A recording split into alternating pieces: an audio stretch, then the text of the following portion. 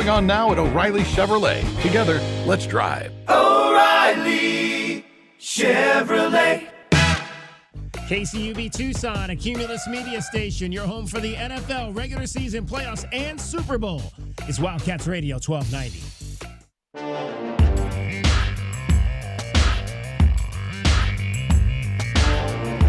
DK on the sports tip. Wildcats Radio 1290.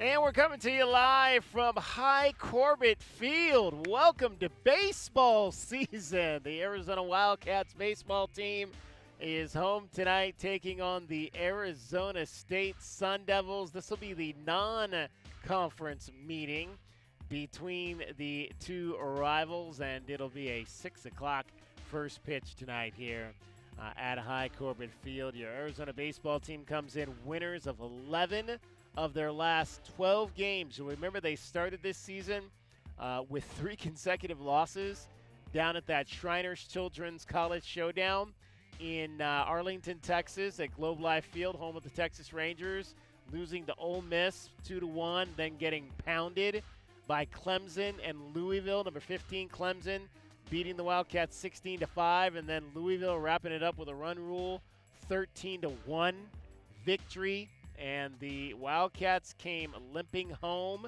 to start their home schedule against New Mexico, but that got off to a really great start, winning 10-0. And since that time, they have lost just one other time. That came against the number 3 team in the country 9 days ago when they fell 5-1 to Tennessee to wrap up their stay at the Astros Foundation College Classic. So the Wildcats already have played in the 2 major league ballparks down in Texas this year, going 0-3 at the home of the Rangers, going 2-1 at the home of the Astros, and one of those 2 wins came against what was at the time the number 1 team in the country, the Texas A&M Aggies, as the Wildcats got that win by a score of 3-2, 11 wins in their last 12 games as they welcome in their rivals from the north here tonight. Both these teams new to the Big 12,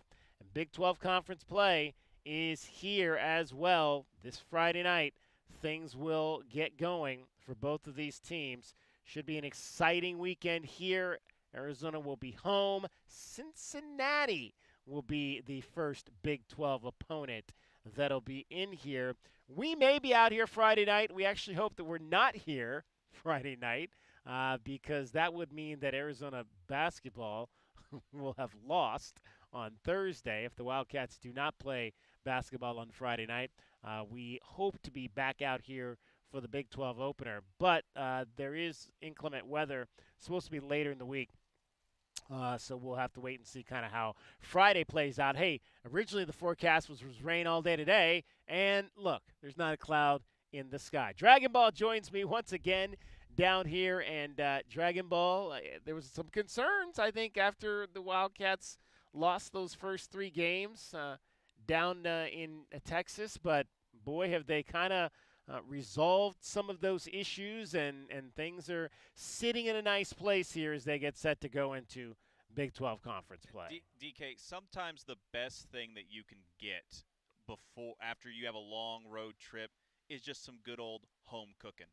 Home cooking is probably the best thing that you can get when you're dealing with, a little bit of a tumultuous road trip, but nonetheless, they are dominant here at High Corbett. Right center field has been good to these guys so far during their games here at in the old Pueblo here in Tucson. So I look forward to seeing them continue to try and do a lot of good work here at High Corbett, particularly on a day where, again, it's not a Big 12 contest, but it's a rivalry game, and it's to remind ourselves of just how dominant the U of A baseball program is, because after all, the first 500 folks here are going to get a pennant to celebrate last year's Pac-12 championship. There you go. See, I wasn't even aware there were gifts being handed out here tonight if you're coming for this 6 o'clock first pitch this evening. But if you are, remember, it's a red out tonight. They made sure to specify it's a red out for the Pac-12 pennant giveaway today. Well, I've got my red on, so I picked the right choices today. We are out here at the ballpark. J.W. Madden is back in studio. Good afternoon to you JW, we've also got the Big 12 basketball tournament underway. I didn't even really realize it until I got up this morning and did the count. There's going to be 11 games. 11 games played in Kansas City before the Wildcats even see the floor for this tournament this week. They're lucky. Yeah, exactly. Because you watched a little bit of the early game. You had I know you had some thoughts on the floor. We'll hear that because everybody's had thoughts on that Big 12 court which debuted at the women's tournament last week, and not a lot of people are very fond of it. Your thoughts, J-Dub? Well, I mean, 30-plus years I've been a graphic designer, if people didn't know. And there's something called a moire pattern, which is when you have a very low-quality JPEG or if you have two crossover images. And the court is fine by itself. The problem is the camera is constantly moving and panning back and forth. And if you're following the ball or if you're watching a player, the background noise of the court, because the entire court is covered in the Big 12, just Big 12 Roman numerals. And it's fine, but I guarantee you people who are susceptible to nausea or anything like that are going to have a really hard time watching these games. It's worse than the Oregon Ducks court for that purpose. I think anybody out there who's susceptible to moire patterns and get a little queasy and that kind of thing are going to struggle watching this Big 12 tournament. I feel like it was the Oregon court and the other one that was also very, very notorious for doing that moire effect that would just mess with your center of where your eyes were trying to set was also the Hawaiian men's basketball team where they had the same thing on their court where the logo was very much enlarged and it just kind of carried over. It's really quite simple. The saturation and more specifically, the opacity is way too high and the edges are way too solid. And so therefore, your eyes can't help but see the patternings. That's where moire kind of comes from. And all they had to do was turn the opacity down 50%, maybe 75%. But as we all know, it's all done by artificial intelligence these days. I guarantee you there wasn't even a graphic designer involved. It's just somebody signing off on it. So it is what it is. The commissioner today defended it and said it was great. And said all he cares about is the players, and the players love it because guess what? It mimics a lot of those Oregon Ducks early uniforms from 20 years ago when they did the diamond pattern on their uniforms, and it looks a lot like that. That's all well and good for the commissioner to say that. I'm more worried about older viewers at home. I'm not worried about the players playing on the court, but visually on the television with the camera moving, it's a little bit much. Let's, you mentioned Brett Yormark. He had a press conference today, media day at the Big 12 men's basketball tournament. He talked about a number of things, which we'll get to, if not today, over the course of the next few days as we lead into the Wildcats game Thursday night. But I do want to hear, since we were talking about the court, let's hear his comments on the court design that has been the talk of Big 12 basketball nation since last week. The court's design's gotten a lot of reaction this week. I just want to get your reaction to the reaction and what was the inspiration for the design. So, Blair, let me start off by saying that court isn't about me. It's about our student athletes. You know, when I first got here, it was all about modernizing and contemporizing our brand, connecting to culture, and getting on the consciousness of current and future student athletes. And that's what we're doing. Every student athlete that walked on that court last week came up to me and said, Brett, it's fantastic. They took selfies. They loved it. Today, I got here very early. Iowa State practiced, and the entire team said, love it. Love being on there. I think it's aspirational. You know, that's our stage. And we wanted to make a profound statement. And I think we did, and I love it. And listen, in life, you know, you never get it perfectly correct. But I think the people that matter most that are weighing in really love it, and that's what matters to me. But thank you for the question. And I want to play one more thing he said because it was interesting because I don't know if a lot of people caught this, and I meant to talk about it on the show Saturday because Bill Self mentioned it last week, and it kind of flew underneath, I think, everybody that was at that press conference in Kansas because nobody really followed up with him because I hadn't heard it. Maybe they had heard it, but I was not aware that the schedule next year was going to go back from 20 games, which they played this year, to 18 games next year. And Bill Self mentioned that in his press conference last week, and I was like, oh, I had not heard that. The commissioner also talked about that this DK, week. Yeah. you may recognize the voice of the questioner in this case. Absolutely. Talk about going to 18 games next year. What was behind that decision? Did y'all feel like, or did coaches feel like 20 was too much, or how did that come about? I'll let Brian speak to that. Brian, go ahead. It's a very good question, and that is our anticipation to go to 18 games. And one of the biggest impetuses for that is just the balance of conference versus non-conference games. It's extremely important because of the competitive nature of our conference, for there to be some ability to have a bye built into our schedule. And just because of the way that the schedule lays out, playing 20 games post-Christmas makes that impossible to do. So we're going to try 18 games, and we're going to see how that goes. Obviously, it's extremely important for us to ensure that we have quality non-conference games that are played before Christmas, and that's something that we're investing with our schools on. All right, so obviously the voice of that person asking the question was our very own Bruce Pascoe. The gentleman that you heard speaking there was Brian Thornton. He is the vice president of men's basketball for the Big 12 Conference. So I think that's very interesting that they have chosen to go back to 18 games from 20. I mean, there's no question, guys, the 20 games after Christmas wasn't, because even in the Big 12, even last year in the Pac-12, they played 20, but they played a couple of games in like mid-December, so the whole bulk of the schedule was not after the holidays. It was an absolute grind, and there's a part of me that begins to wonder. And granted, all the teams had to go through it, but you have to believe that these guys are tired right now because of the. Not maybe so much the amount of games that they had to play, but just the duration of all these battles that they've had to be in over the course of what's it been the last 9 weeks or so. Yeah, no, there's a lot of tired legs out there. You can see it not just from the U of A, but from a lot of the other teams that are currently going through the final stretch run of the season, and we're going to see that even more so when you got teams that are playing 3-4 days in a row in the first couple rounds here. But I love the fact that Brett Yormark very carefully gave that grenade question to someone else, because I'm gonna let Brian answer that question. That's gonna be Mr. Thornton's job here. And immediately I'm gonna let him take that. JW, your thoughts on 18 versus 20? I mean, what's that? 5 teams that you play home and home, and 11 teams you play once? Yeah.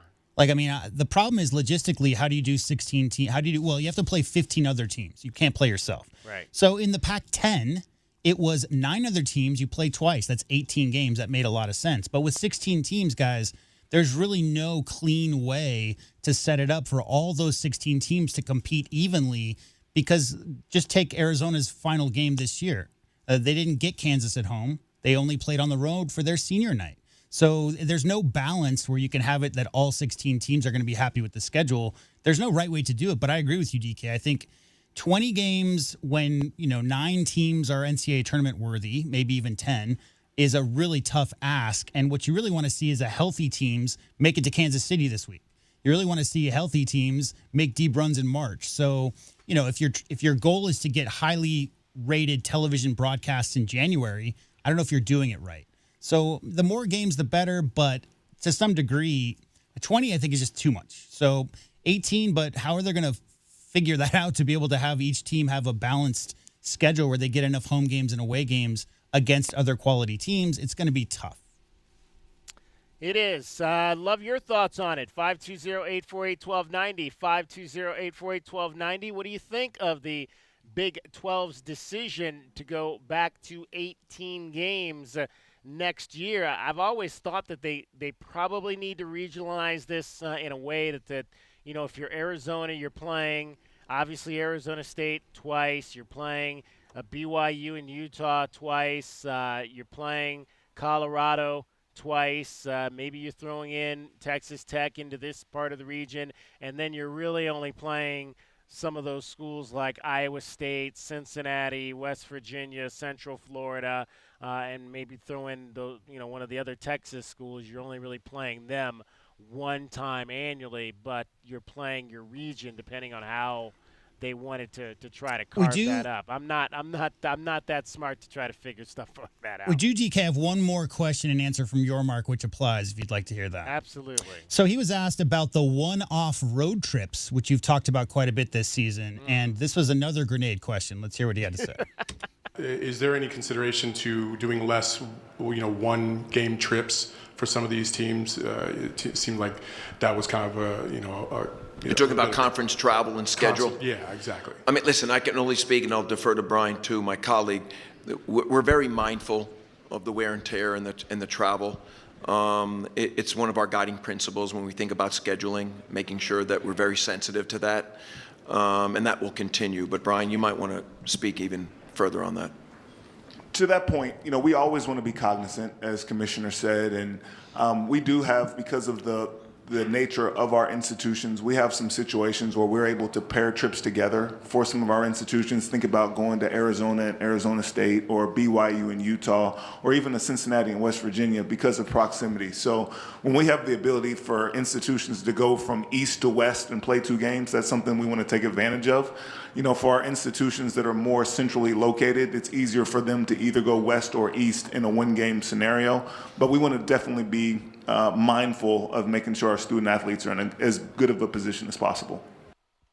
All right, that was that question was asked by our Saul Bookman from here in Arizona, covers the Wildcats, a U of A grad, and once again you heard from the vice president of basketball there at the conference, and that's Brian Thornton. So a lot to dive into in terms of that. We'll hear more from Commissioner Yormark. The Sun Devils have just arrived here. Their bus has just pulled up here at High Corbett Field. We're hoping maybe to get a chance to hear from Isaiah Jackson from Arizona State. He is a Cienega grad and very important piece with this Arizona State Sun Devils team. So perhaps if they make him available, we can hear from him. That would be a really cool opportunity. Right now, though, cricket is getting you home every 20 minutes on the Fives. We are going to talk to Chip Hale and Casey Hentz from Arizona Baseball. Those interviews will be coming up. Tommy Lloyd's press conference today earlier. If you missed it, we'll replay that for you coming up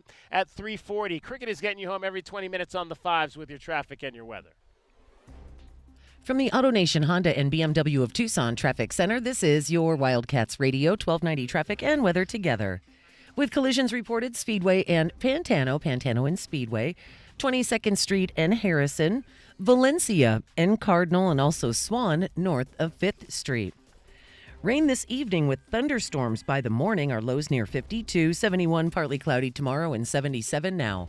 I'm Cricket with your Wildcats Radio 1290 traffic and weather together. This report is sponsored by 5-Hour Energy. Daylight saving time is here to bring one less hour of sleep. The 5-Hour Energy team has your time change solution. Limited edition 1-hour energy shots. A tiny version of the shot you love designed to help you conquer the time change. For more information, visit 5hourenergy.com/DST. Did you miss the big game? They need a 3 to get to overtime. You know we got you covered. Midcourt, shot is up. Good!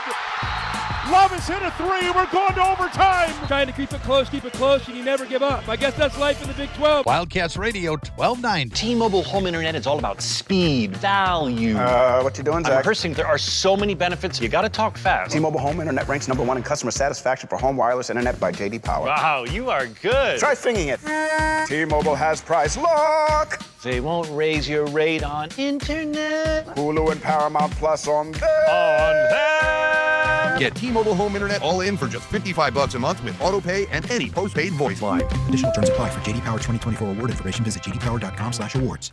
Progressive Home Quote Explorer lets you easily compare rates, so shopping for insurance might be the easiest part of owning a home. Definitely easier than this. Psst, honey.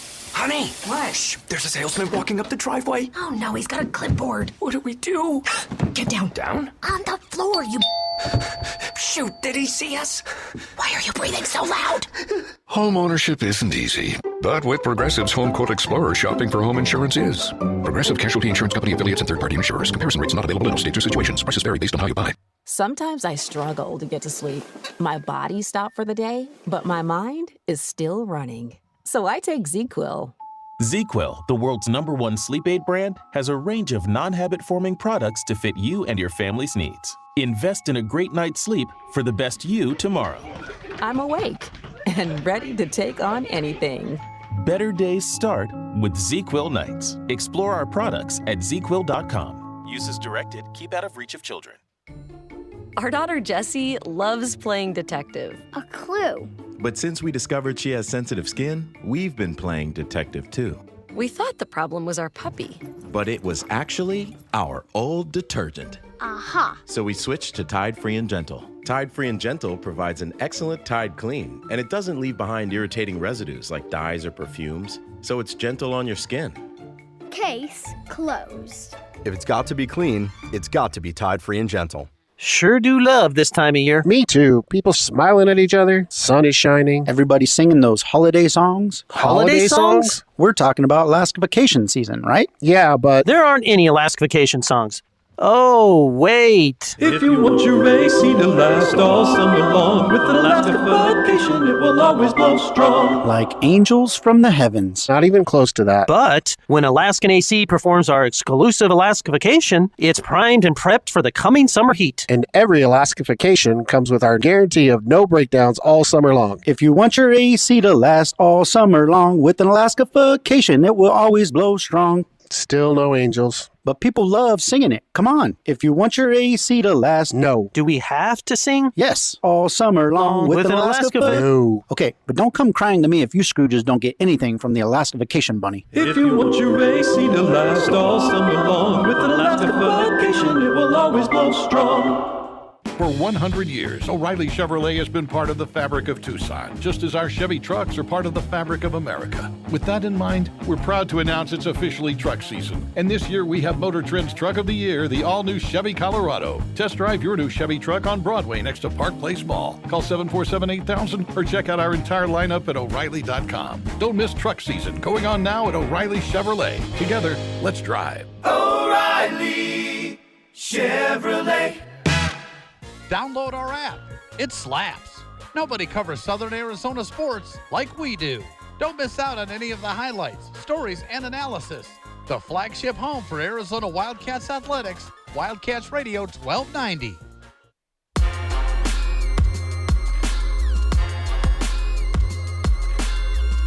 DK on the sports tip. Wildcats Radio 1290. 520-848-1290, 520-848-1290 is the number for you to get in on this program out here today. You can call us at that number. You can text us at that number. We're out here at High Corbett Field. It is Arizona and Arizona State tonight on the diamond. Baseball season has arrived. Big 12 season will begin this weekend when the Cincinnati Bearcats come to town. The Sun Devils have just arrived here at the stadium. First pitch is just about 2.5 hours away. If you're coming on down to the ballpark tonight, give us a shout and let us know what you're most looking forward to about seeing your Arizona baseball team play here tonight. Your red-hot Arizona baseball team, as they have won 11 of their last 10 games.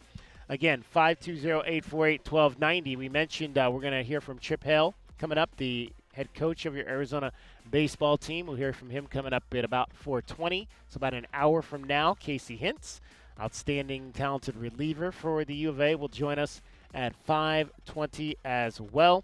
So the Wildcats, and we're also going to chat with Brody Dryden, who will be calling the game tonight on ESPN Plus and has called, I think, most of the games here at home for the Arizona baseball team since they got back from that first trip.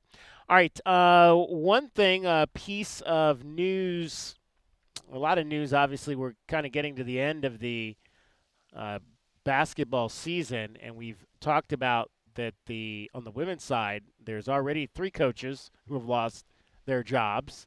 And on the men's side, Craig Smith was fired prior to the end of the season from Utah, and they've hired a former alum. Prior to the U of A's game against Utah. Exactly. Prior to their appearance here in Tucson, Craig Smith was let go. Natasha Adair fired by the Arizona State Sun Devils on the women's side, but it appears, guys, that Bobby Hurley is going to be coming back next season. That at least is according to multiple reports. including from John Gambadero from Arizona Sports 98.7 up in Phoenix, that it looks like Bobby Hurley is going to survive what has been a not-so-good season. Do you hear that? Opening season in the Big 12. Do you hear it? Do I hear, is that the sound of Arizona fans cheering? Tucson, just in general, Tucson cheering. Yeah. That's the sound you hear right now. He's a very happy man. Yeah.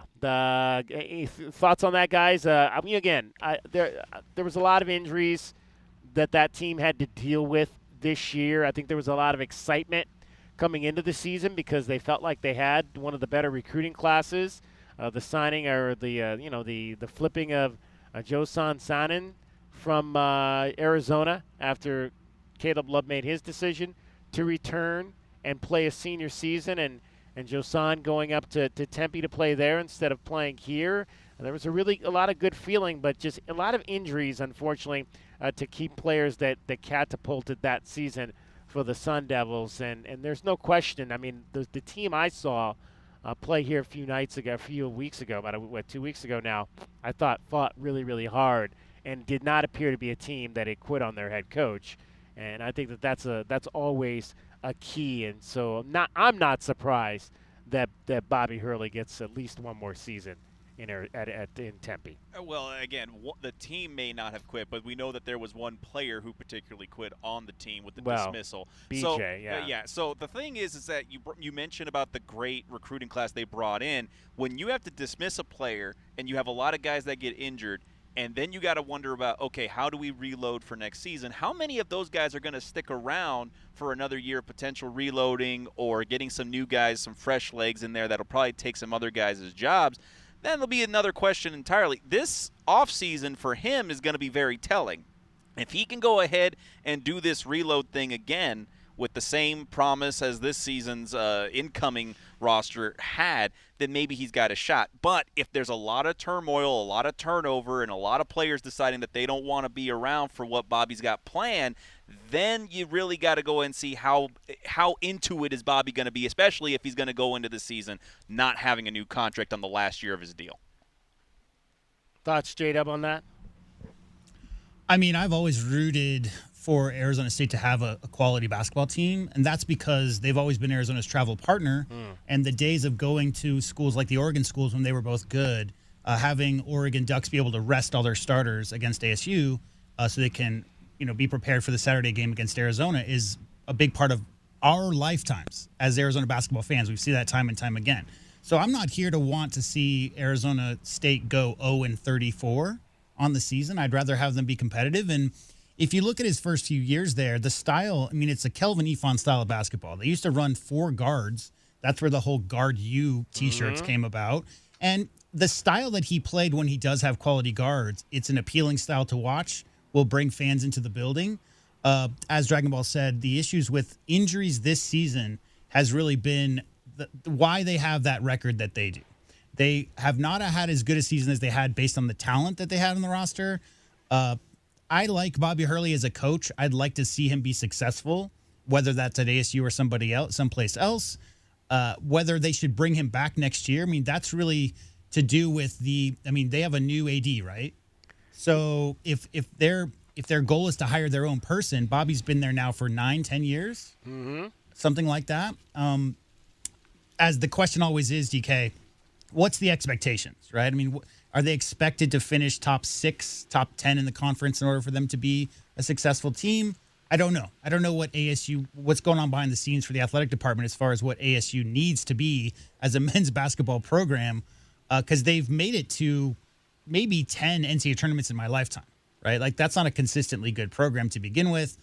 I'd like to see Bobby Hurley have success. I loved him as a player, very feisty. I mean, as to whether or not this is a good rehiring, as I just said, Arizona fans root for Bobby Hurley to be the coach up there. That's just the simple fact of it. Whether or not that's because they think that he's a bit of a clown sometimes on the sideline, or whether or not they think it's a fairly easy win for Arizona, I don't know. You'd have to ask the message boards. I just know that universally, Arizona fans really like Bobby Hurley as the coach up there. I would love to see him come back next season with maybe Quinton's coming back and, Sannon coming back potentially, and having them actually push towards being in that top half because, again, Arizona is going to be traveling with Arizona State again a lot next year, guys. Even if it's, despite those one-off trips that they're talking about in the press conference, there are dual trips still. And every single time that Arizona goes on the road, the likelihood that Arizona State will have played the team Arizona just played or vice versa is pretty high. So I'd like to see Arizona State be competitive with their basketball program. 520-848-1290. Your thoughts on Bobby Hurley getting another opportunity at Arizona State. Let us know what you think on that. We had a question of the day yesterday, and before we hear, because we had a chance to hear from Tommy Lloyd once again today, and he was asked about his comments that he made about the atmosphere at McKale Center. Our question of the day yesterday, based on what he said after the game on Saturday night, was, do you agree or did you agree or disagree with Tommy Lloyd's comments about the atmosphere at McKale not being on point with some of the other venues that the Wildcats have gone to in the Big 12 this year? The final vote tally on that was 68% in agreement with the head coach, 68-32, that you agreed that the coach was spot on in his comments. And I, like I said, what he said was not wrong. Again, you talk to people that were there on Saturday, and they'll tell you that it was an unbelievable atmosphere. Unbelievable. Everything was choreographed, including all of the timeouts. So there was something going on every single time out. We had a number of people that were there over the weekend, a number of members of the media that were there over the weekend. Let's. What I want you to hear now is Tommy was asked about it in his press conference today.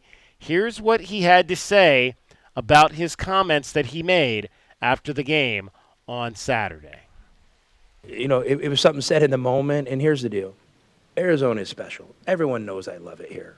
So, let's not, dig deeper and try to make something out of something very small. The atmosphere at Kansas, for those that were there, it's spectacular. And it's awesome. And I'm always looking for ways for our program to be better. And listen, Desiree and I are on the same page. We want to continue to make our game day experience better for our fans. And it's good already. It is good already. And it's been great some days. But is there another step? For sure. There's always another step. You're always looking to get better. And it's not an indictment on our fans. I love our fans. So, I wouldn't take it as anything other than, guys, Kansas was awesome that day. The atmosphere was above and beyond. And I've done this for 26 years.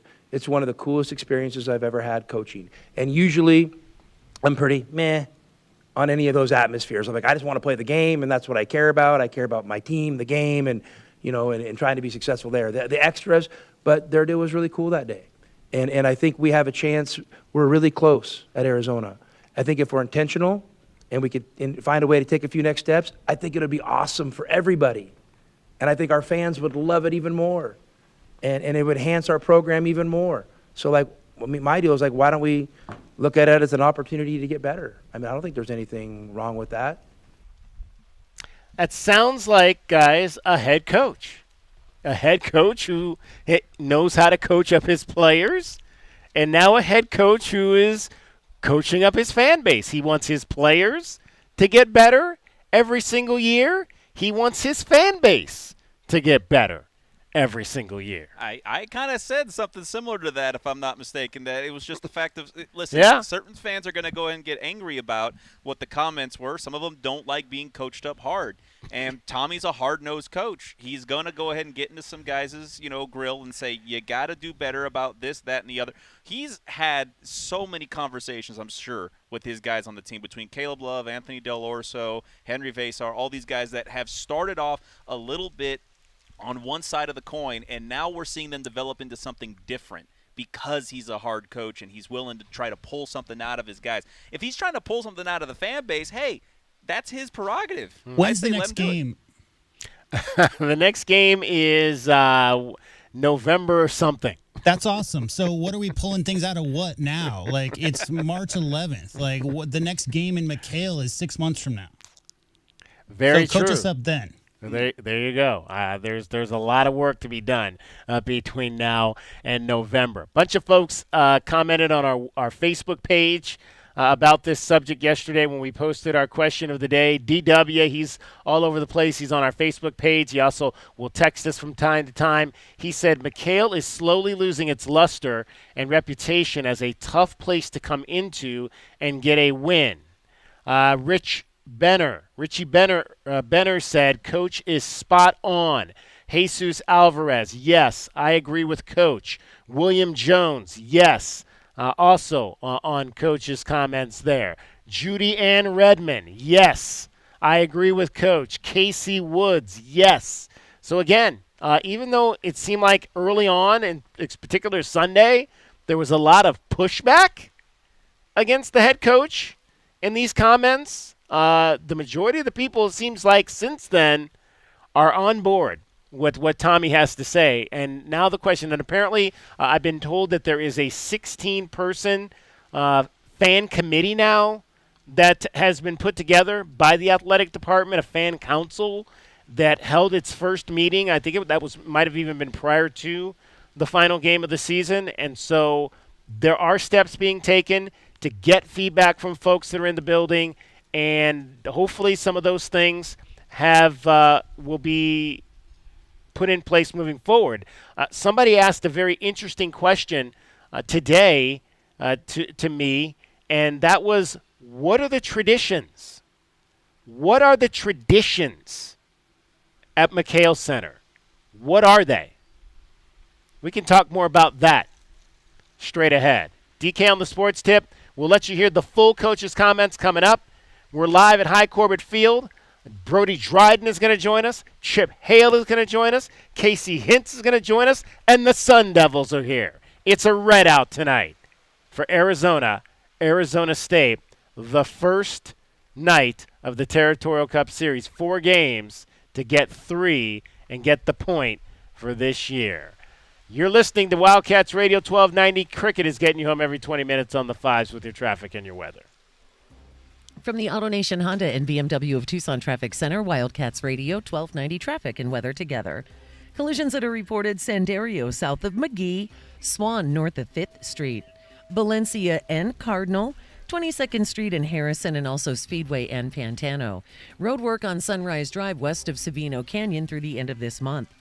Rain later this evening with thunderstorms by morning. Our low near 52, 71 partly cloudy tomorrow, and 77 now. I'm Cricket with your Wildcats Radio 1290 traffic and weather together. This report is sponsored by Indeed.com. When you're trying to find quality candidates, all the searching, screening, and interviewing can become a job itself. You need Indeed, the all-in-one platform that makes it easy to interview, screen, and hire quality people. Visit Indeed.com/credit. One day while motoring around free and easy and listening to his favorite radio station, Bob heard all about it. Jack Furrier Tire and Auto Care, advertising affordable tires and no hidden extras. Jack Furrier's one low price included valve stems and the other critical tire thingies that cost additional elsewhere, but not at Jack Furrier's. This was music to Bob's ears, as he knows to never underestimate the importance of thingies. Such a shame that not every tire dealer advertises total tire prices, he thought. But with this knowledge, I can do better. As synchronicity and predictable cliches would have it, yes, you guessed it. At that moment, Bob spotted one of Jack Furrier's 14 convenient locations. With no hesitation and great acceleration, Bob claimed his new set of quite affordable steel-belted radials, installed for one low price at Jack Furrier Tire and Auto Care. Thingies included. Do better like Bob at Jack Furrier Tire and Auto Care, the locals' choice for affordable tires and quality auto repair. Jack Furrier's, since 1960, here to get you there. Hey homeowners, are you ready to chill out and go green? Goodfellas Air Conditioning can help. Introducing our latest lineup of energy-efficient systems featuring the new R32 refrigerant. It's cooler, greener, and better for the planet. You'll enjoy lower energy bills and a smaller carbon footprint. Not a fan of change? Goodfellas has a surplus of reliable R410 systems available. Unsure about what system you have or have questions? Give us a call for a free inspection. Goodfellas Air Conditioning, keeping it cool, keeping it green, and always keeping you comfortable. You know it. Your neighbors know it. And let's face it, the mailman knows it too. Your yard just isn't what it used to be. But thankfully, Dorado Rock Materials can get you, well, your yard anyway, back to what it once was. And even better. Dorado Rock Materials has just what your yard needs, from decorative rock to boulders and everything in between, brought right to you. And if you need help spreading it, we can help with that too. Dorado Rock Materials. The right service, the right product, the right price. It's Truck Month at Oro Ford, and the savings are huge. Get $11,000 off MSRP on new 24 Ford F-150s. Or take $13,000 off MSRP on a new 25 Ford Expedition. Want adventure? Drive home a new 24 Ford Bronco with $6,000 off MSRP. And here's the best part. Oro Ford is an easy drive from anywhere in Tucson, and you'll pay 2% less in taxes. Only at Oro Ford. Oro Ford, where Tucson saves on trucks. Restrictions may apply. See Oro Ford for details. Don't miss out on any of the action. Knocked away and grabbed by Jaden Bradley. On the run to the bucket, slam it home. As the University of Arizona takes on the Big 12 Conference. Bounce back to Basehart. Drives to the bucket and slams it home. Oh, he took off, Brian. Outside the lane. How did he dunk that? Love, midcourt. Shot is up. Good! Love has hit a three. We're going to overtime. You're listening to the flagship home of Arizona Wildcats athletics. Wildcats Radio 1290. Get your backyard summer ready with a custom pool from First Choice Pools. A backyard oasis built around you. First Choice is a full-service builder of beautiful in-ground pools and backyard designs for years of staycations. If you want to dive in this summer, now is the time to visit TucsonPoolBuilder.com. First Choice Pools for installs, renovation, remodeling, and repair. Get started today at TucsonPoolBuilders.com. Ask about our 60-day pool. To be summer ready, First Choice is the only choice. Wildcat fans, Taco Bell is a proud partner of Arizona Athletics and is ready to serve you. We're open for breakfast. Fire up your mornings with breakfast at Taco Bell. You've heard about Happy Hour? Well, try Happier Hour at your local Taco Bell for $1 beverages. From 2 p.m. to 5 p.m., choose any regular freezes or medium drink for $1. It's the happiest time of the day. Taco Bell is locally owned and operated and is looking forward to serving Wildcat fans. Stay safe, bear down, and live Moss. I'm Bill Ryder, the Sports Minute. Congratulations to Justin Fields for landing a 2-year, $40 million deal with the New York Jets. He deserves another chance. He deserves a shot at starting the National Football League. He deserves to put behind.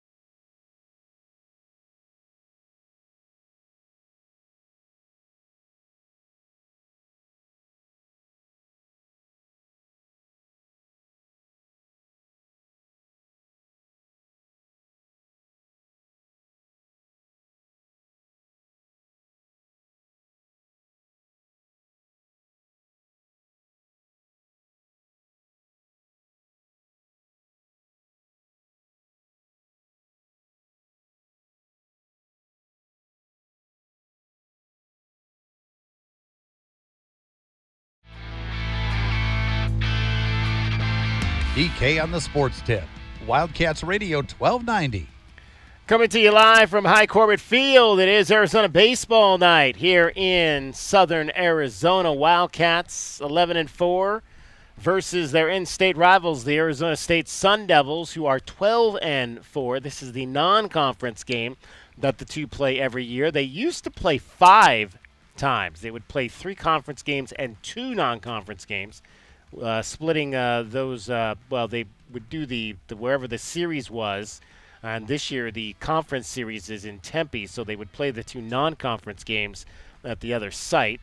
They went to 4. I think it's been about 8 or 9 years now since they went to just 4 games, playing 1 non-conference game against each other. Tonight's going to be a readout. The first 500 fans through the gates are going to receive a 2024 Pac-12 Champions pennant. The Wildcats, of course, won the regular season and the Pac-12 tournament championships. Unfortunately, they were bounced in the first 2 games, though, of the NCAA tournament, so a little bit of a disappointing end last year to that season for sure. Wildcats are 8-0 here at High C this year, High Corbett Field, High C as we like to call it.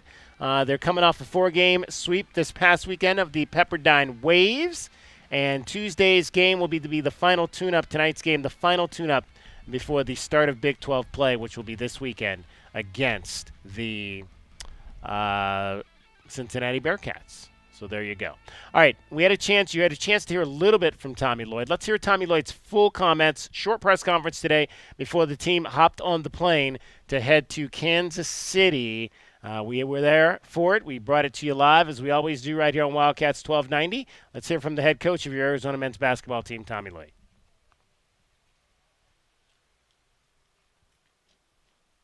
What's up, guys? Let's knock this out. What do you think has been the biggest issues that have come on the defensive end? You said you were wondering if someone had cracked the code a couple games ago. I mean that's something you say in jest. I mean, like. Is there something about what you're doing on defense that teams are starting to exploit? Well, I mean, I think for one, we're playing good teams. I mean, I think our schedule's been daunting, so I don't want to disrespect them, and we're probably just having a few too many breakdowns. A few too many just executional breakdowns. The scheme is something we're always evaluating, and you got to be able to adjust in college basketball this time of year, and that's what the really good teams do, and we've done it at times this year, and other times we fell a little bit short. So we're constantly evaluating it. I don't think there is a code or anything. I think it just comes down to execution, and I think there's another side of it too. Sometimes the other team just kind of makes the shot, and when you're scheming and putting together a defense, you don't feel like you can guard everything, and sometimes like, hey, we're willing to live with this, and there've probably been a few extra we'll live with this makes, than this, kind of, let's say above average. So is there going to be a regression to the mean? I hope a few of those shots miss. Was that kind of the case with choosing not to double Dickinson and didn't want to leave that opportunity? I don't know. Who's to say we didn't say we wanted to double him and our guys didn't do it? There's a lot of things that go into that. It's not always a hard line choice, and he played good, and we know what he did a really good job of that game that he hasn't done every game. I think he made 5 or 6 perimeter shots, and he's a big time player, and it was great. And then he did get to his left hand hook a little bit too much, and I think he opportunistically got a few kind of rebound putbacks, and that adds up to a great night for a really good player. You've had, Tommy, now about 5 games with Henry in the starting lineup. How do you feel about that? Do you feel that's what you want to do moving forward? Would you potentially move Trey back and put Henry? I'm constantly evaluating everything, guys. Like, listen, you're deep into the year. We've tinkered probably more than we normally would have, and because I'm looking to push the right buttons. I think you're always analyzing, what can help us win this game, what can make us better, what's best for our team long term, and we'll continue. We're having conversations as a staff, but we haven't made any definitive decisions on what next game's going to look like. And I think everybody that's had an opportunity to start has had good moments, and everybody that's had an opportunity to start is an important part of our rotation. So it's not like I'm trying to cut a player out or or anything like that. So we'll continue to evaluate, and we'll if we feel like something is the right move to make for a team, we'll make that move. Does the scouting change or the scouting plan change with this extra round of games? Are you devising, 3 scouts right now to figure out who potentially could be? You're going to let it play out, and you're going to respect the competitive spirit of a conference tournament. And we know there's 3 potential teams we could play, and when it comes to that, I think the best thing you can do this time of year is kind of maybe take a breath, pull back, and kind of focus on yourself, rather than, try to put in 3 different scouts, because, tomorrow I mean, yeah, tonight, right? Tonight we're going to know it's going to be down to 2 teams. And then you can kind of drill down from there. And then from there, it's going to be, we're going to know who we're going to play, and it's going to be at 8:30 p.m. the next night. So we're going to have plenty of time to dial into, whoever we're going to play on Thursday. So I think some fans took your comments different than some other fans about the atmosphere at Kansas. Were you challenging the Arizona fans? I mean, listen, it was something said in the moment, and here's the deal. Arizona is special. Everyone knows I love it here. So, I mean, let's not, dig deeper and try to make something out of something very small. The atmosphere at Kansas, for those that were there, it's spectacular. And it's awesome. And I'm always looking for ways for our program to be better. And listen, Desiree and I are on the same page. We want to continue to make our game day experience better for our fans. And it's good already. It is good already. And it's been great some days. But is there another step? For sure. There's always another step. You're always looking to get better. And it's not an indictment on our fans. I love our fans. So, I mean, I wouldn't take it as anything other than, guys, Kansas was awesome that day. The atmosphere was above and beyond, and I've done this for 26 years. It's one of the coolest experiences I've ever had coaching. And usually I'm pretty meh on any of those atmospheres. I'm like, I just want to play the game, and that's what I care about. I care about my team, the game, and and trying to be successful there. The extras, but their deal was really cool that day. And I think we have a chance. We're really close at Arizona. I think if we're intentional and we could find a way to take a few next steps, I think it'll be awesome for everybody. And I think our fans would love it even more. And it would enhance our program even more. So, my deal is, why don't we look at it as an opportunity to get better? I mean, I don't think there's anything wrong with that. David asked about the lineup. Maybe would it take some pressure off Del Orso if he was coming off the bench? It worked well for KJ. He's playing well and brings a lot in.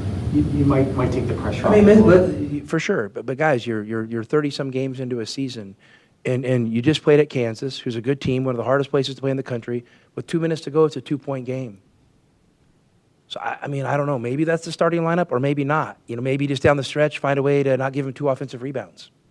So I think there's lots of ways you can look at it. And to me, we're kind of getting into the weeds on some of this stuff. And listen, it doesn't mean we don't have conversations behind the scenes, but I think there's more pressing issues, that will allow us to be successful than things like that. What do you think has contributed to KJ struggling so much from the perimeter with his shot?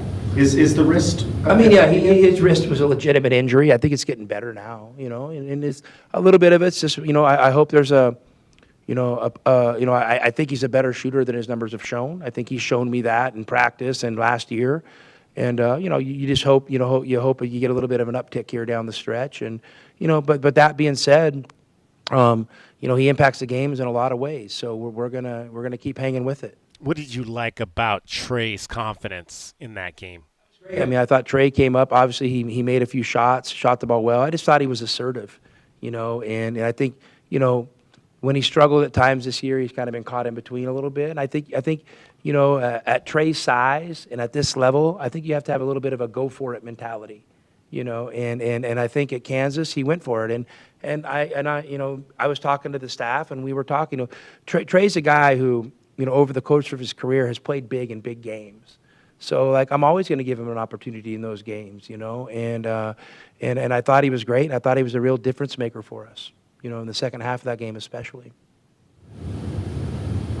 Getting back to the defensive side, there's only been 9 turnovers for us the last 2 games. I know you had commented about the ASU game. There just weren't a lot in that game, but are your guys not taking the same chances maybe they were defensively? Potentially. I think we could be a little scrappier, a little bit more aggressive, A lot of times, you look over the course of a season, turnovers will start to dwindle a little bit as offenses maybe get a little more secure with the ball or maybe a little bit more conservative. And, no, there's no doubt. We would love to, create a few more turnovers because for us, that, kind of maybe kickstart some of our transition stuff. And, in order to do that, you got to be opportunistic, you got to be aggressive, but you also have to have a level of discipline about you. You can't just be out there running around like crazy because, teams are well schooled by this time of year. And on that same note, I think the second foul that Henry got in this last game was an attempt to try to get a steal by poking from behind. Yeah. Is it a matter of being smart with the attempts? I thought that was clean.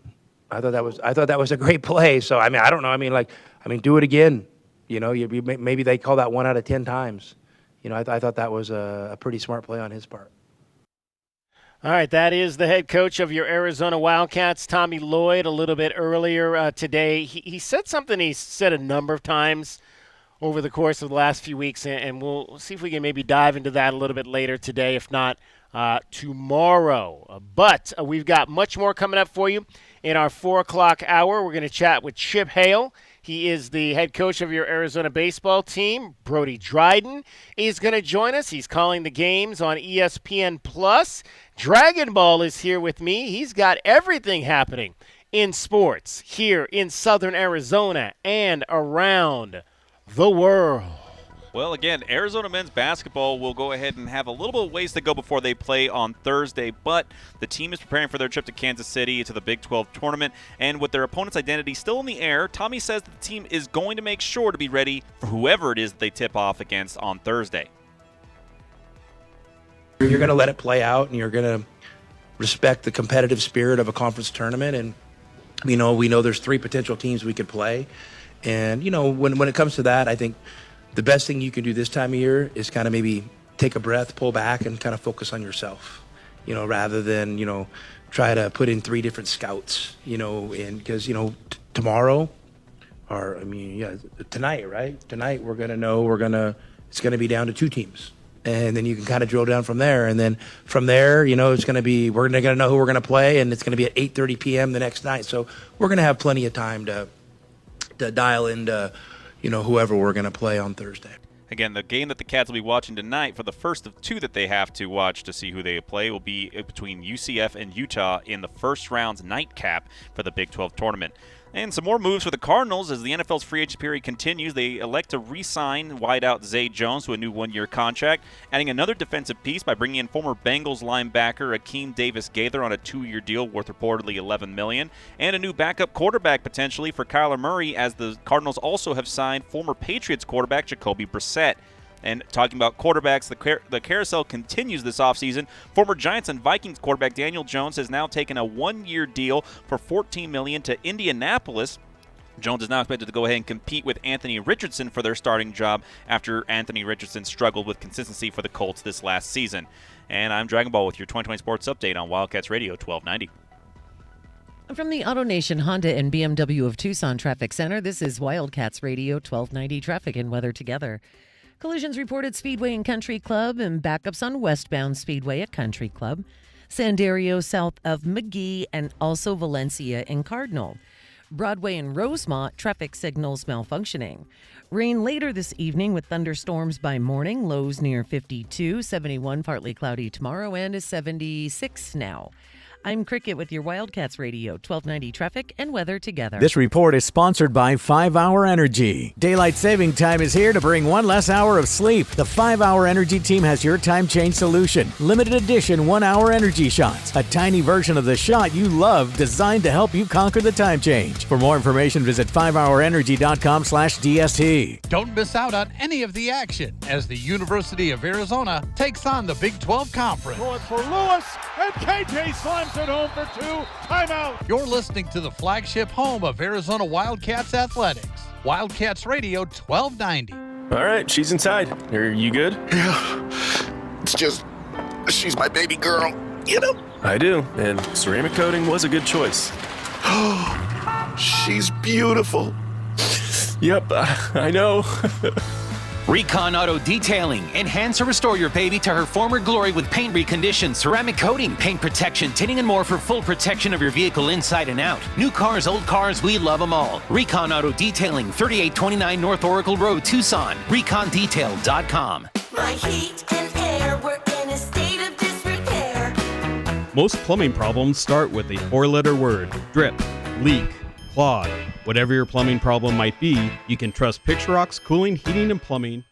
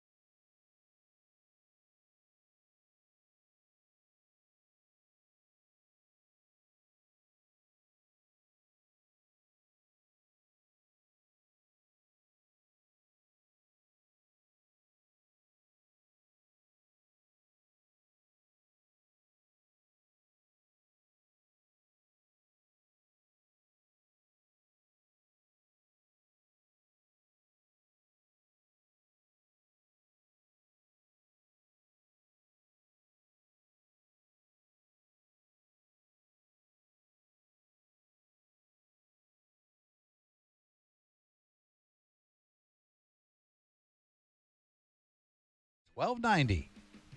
Coming to you live from High Corbett Field here in Midtown Tucson. It is baseball night in Arizona. The Wildcats and the Sun Devils, the first of their 4 meetings this season. This will be a non-conference affair.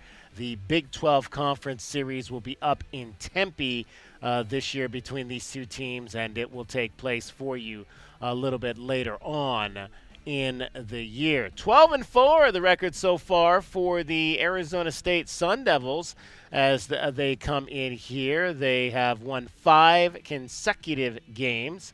Much like the Wildcats, they swept their weekend series, although it was only a 3-game set, but they took all 3 games from Gonzaga, won a game against UNLV, and the final of a 3-game series against Minnesota, although they lost that series to the Golden Gophers, 2-1, 2 games to 1. They also played a couple of games against their former compadres in the Pac-12, the UCLA Bruins this year. That was out in Los Angeles at Jackie Robinson Stadium, a Tuesday-Wednesday 2-game set. They split those 2 games with the Bruins. They've also played 3 games against the Ohio State Buckeyes this year. That was their season opening series, and they swept the Scarlet and Gray in those 3 games. 520-848-1290 is the number to get in on the program. 520-848-1290. The Big 12 tournament is underway in Kansas City. Again, there'll be 11 games played in this contest, in this tournament, before the Wildcats even get onto the court in Kansas City, and 2 of those games are already final. So the first 2 games of the morning session today in Kansas City, Cincinnati knocks off Oklahoma State 87-68. Big ball game for Dylan Mitchell, 18 points, 15 rebounds. So the Bearcats are moving on to the next round. How about Colorado? The Buffaloes get the win over TCU, 69-67. Andrzej Jakimovski, 18 points, 7 rebounds for the Buffaloes. So Colorado is moving on. Just underway, Kansas State and Arizona State, the 3rd game today in Kansas City. The Wildcats, the Purple Cats, leading early. That game just tipped off. 3-1 the score in favor of KSU. The final game of the night will be the one that will directly affect the Arizona Wildcats. Central Florida, Utah. Winner of that game will play Kansas tomorrow, and the winner of that game will play Arizona on Thursday. So the first 2 games tomorrow in Kansas City are set. 12th ranked Iowa State. They are the number 6 seed, I believe. They will host Cincinnati tomorrow. Then it'll be Colorado against West Virginia. The winner of the game currently taking place, Arizona State and Kansas State, will take on Baylor. And then the night game will be the advancement between Central Florida and Utah to face Kansas. So that'll be the 4 games potentially tomorrow for you in Kansas City. 520-848-1290. Also big news today for Pima College. Both of their basketball teams won over the weekend and are headed to the national tournaments.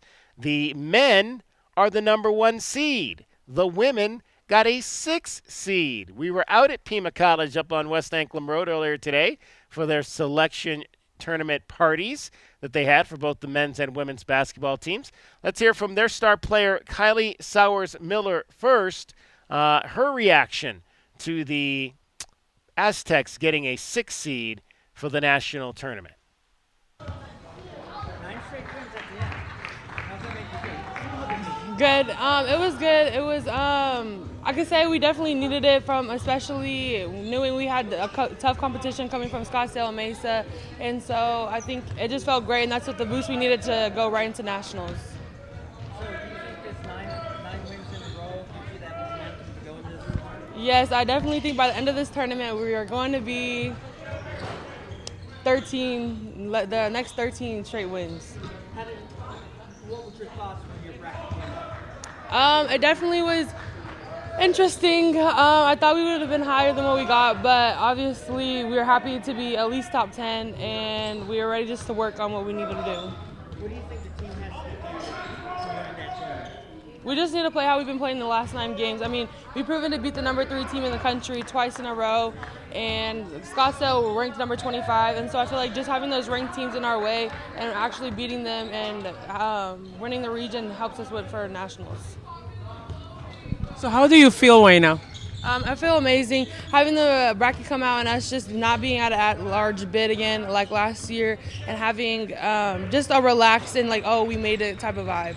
For the next game, how going to be your mindset for the next game? The same mindset we've been having all year, basically just a dog mindset, just need to get done what we need to do. Thank you. Awesome. That was good. All right, that was Kylie Sowers-Miller for the Pima women's basketball team. You heard her say they've won 9 consecutive games heading into this tournament, and she already knows they only got to win 4 more. A 13-game win streak to end the year would make the Pima women's basketball team national champions for NJCAA Division II. So that's what's happening on the women's side. The men, again, are a number 1 seed in their tournament. They are the number 1 ranked team in the country in Division II. They have won 32 consecutive games this season, a program record. Coenje Gonzalez spoke for his guys this afternoon about where they stand going into their tournament in Danville, Illinois. It's still a great feeling. I definitely was a little nervous when the television came on, but it's still a great feeling, even though we knew that we were already number 1 when the polls finished. But it's still awesome feeling seeing our names up there. And what's the mindset going into the national tournament as the number 1 seed? Yeah, and I feel like just because we're the number 1 seed, like, we don't think like we're better than one. We still see ourselves as the underdog because we feel like a lot of people haven't seen us play that much. So we know we still need to come in with a killer instinct and still, show everyone what we could do. How do you handle the pressure of, having a perfect regular season and now going into the national tournament? Yeah, I think just staying together as a team, reminding each other, we're all here for each other. Like, we're going to do this together no matter what. It's not individually. It's together as a team. So just staying composed together and just staying together as a team, yeah. Go ahead. You play a lot of the same teams during the course of the regular season into the regional tournament. Now you're going to be playing teams that you probably have never played against before. Are you excited about that? Does it change your preparation at all? Yeah, for sure. It's definitely a lot more competitive. And, as basketball players, we're just naturally competitive. So having those tougher games, definitely more fun for us to be in than the games when we're just up 40 and we have to sit on the bench, watch everyone else play. But those more competitive games definitely are going to be a lot more fun, and it'll be good for us. You guys have a lot of cause to celebrate between the record and the division title. How are y'all balancing that going into this tournament? Yeah, I think we're just, just reminding each other we still got a goal at the end of the day to win the national tournament. We know that the job's not finished. And, we know that we could go 32-0 and still lose a game and still end this season. So we know we just got to finish it the right way. Were there any teams that were in that bracket that you were kind of surprised to see or maybe nervous to see? I feel like the only team that I recognized from last year was Des Moines, just because we played them first round and lost to them last year. But, seeing all these different teams, it's going to be really good for us to play different people. Having played in the tournament last year and losing to Des Moines, is there anything you're telling some of the guys maybe who are newer to the team, think what to expect, things like that? Yeah, no, we definitely been talking about the pressure that happens there. There's a lot of pressure when we're playing. So we know that we just got to stay composed and stay together, and we'll just get through it. So what was one of the things you could improve for the next competition? What was the thing you want to improve for the upcoming game? I think our last game, we definitely started off a little slow against Chandler Gilbert defensively, and I just think we just need to focus more on defense going into our games, and that will translate into our offense and help us in those games. Thank you. Coenje Gonzalez of your Pima men's basketball team. We'll dive into some of the things that we heard there from both him and Kylie as we move forward. Chip Hale's going to be joining us here momentarily. We'll chat with him, the head baseball coach for your Arizona Wildcats. We've got Cricket, though, back in studio along with J.W. Madden. And Cricket doesn't have tickets, but Cricket has got sweet deals. Yes, sir. Oh, what's on the agenda today for a sweet deal? For Friday, we're going to have a sweet deal for you from Proof Artisanal Pizza and Pasta, where you pay $25 and get $50 to spend. And they handcraft their pizzas. They've got house-made pastas. They're at River and Campbell. Finest grade Italian ingredients and brunch, lunch, dinner. And again, that sweet deal on Friday morning at 8:30 at wildcatsradio1290.com. Now, have you been to Proof? I have not. No, my wife loves Proof. Oh, you're gonna have to get one. Loves it. I might have to go get one of those sweet deals for her and take her up there because I'm such a sweetie pie. You are.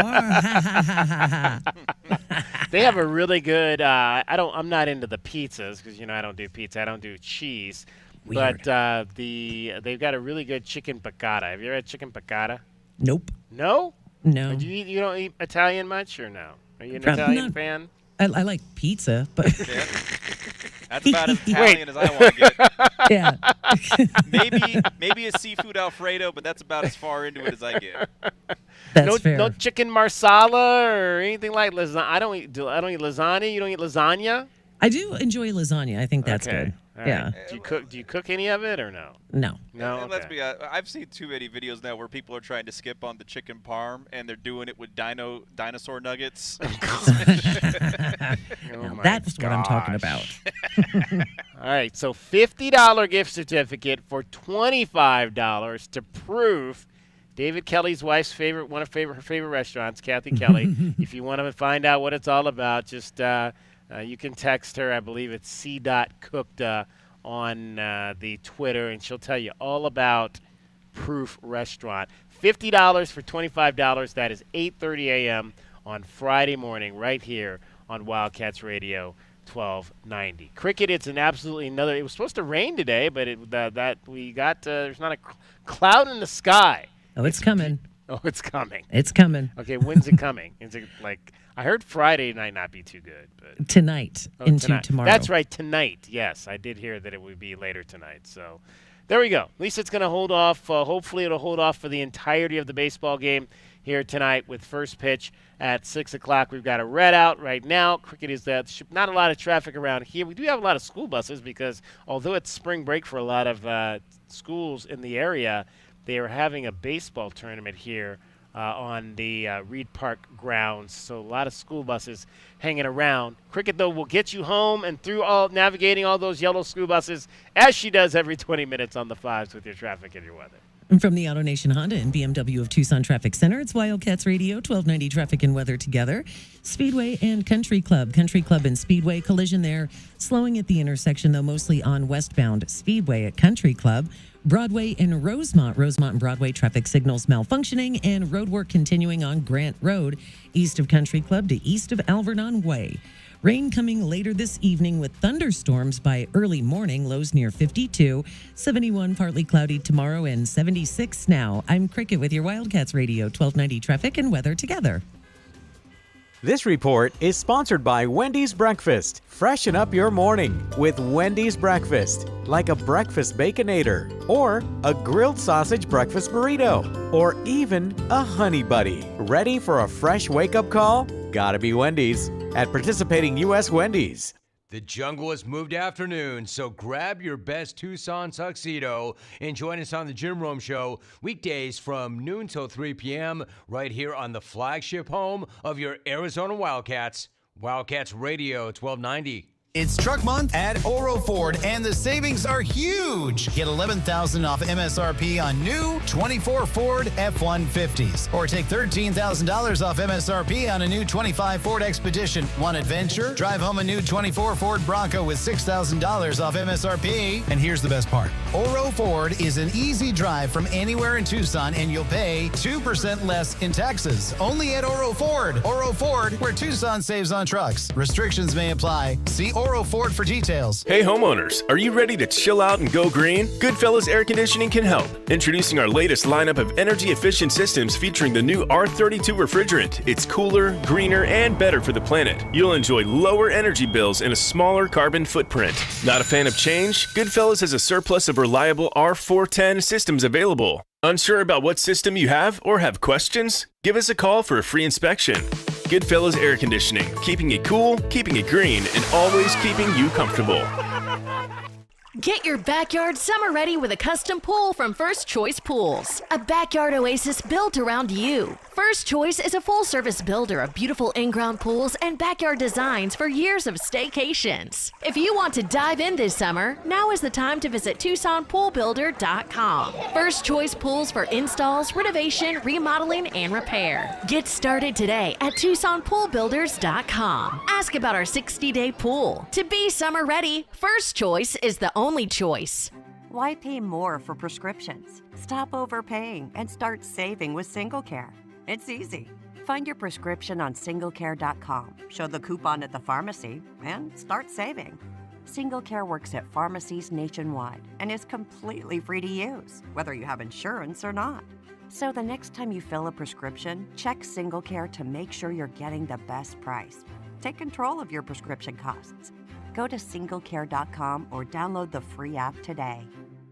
Wesley Financial Group is not a law firm. Do you find yourself stuck in a timeshare? Get the real facts about the timeshare industry and your options for cancellation. Chuck McDowell, founder of Wesley Financial Group, has put together a free information guide that reveals the secrets the timeshare industry doesn't want you to know, including the 5 ways to get rid of your timeshare. Call now and get this timeshare cancellation guide absolutely free. Call 800-837-5050. That's 800-837-5050. 800-837-5050. Sure do love this time of year. Me too. People smiling at each other, sun is shining. Everybody singing those holiday songs. Holiday songs? We're talking about Alaska vacation season, right? Yeah, but there aren't any Alaska vacation songs.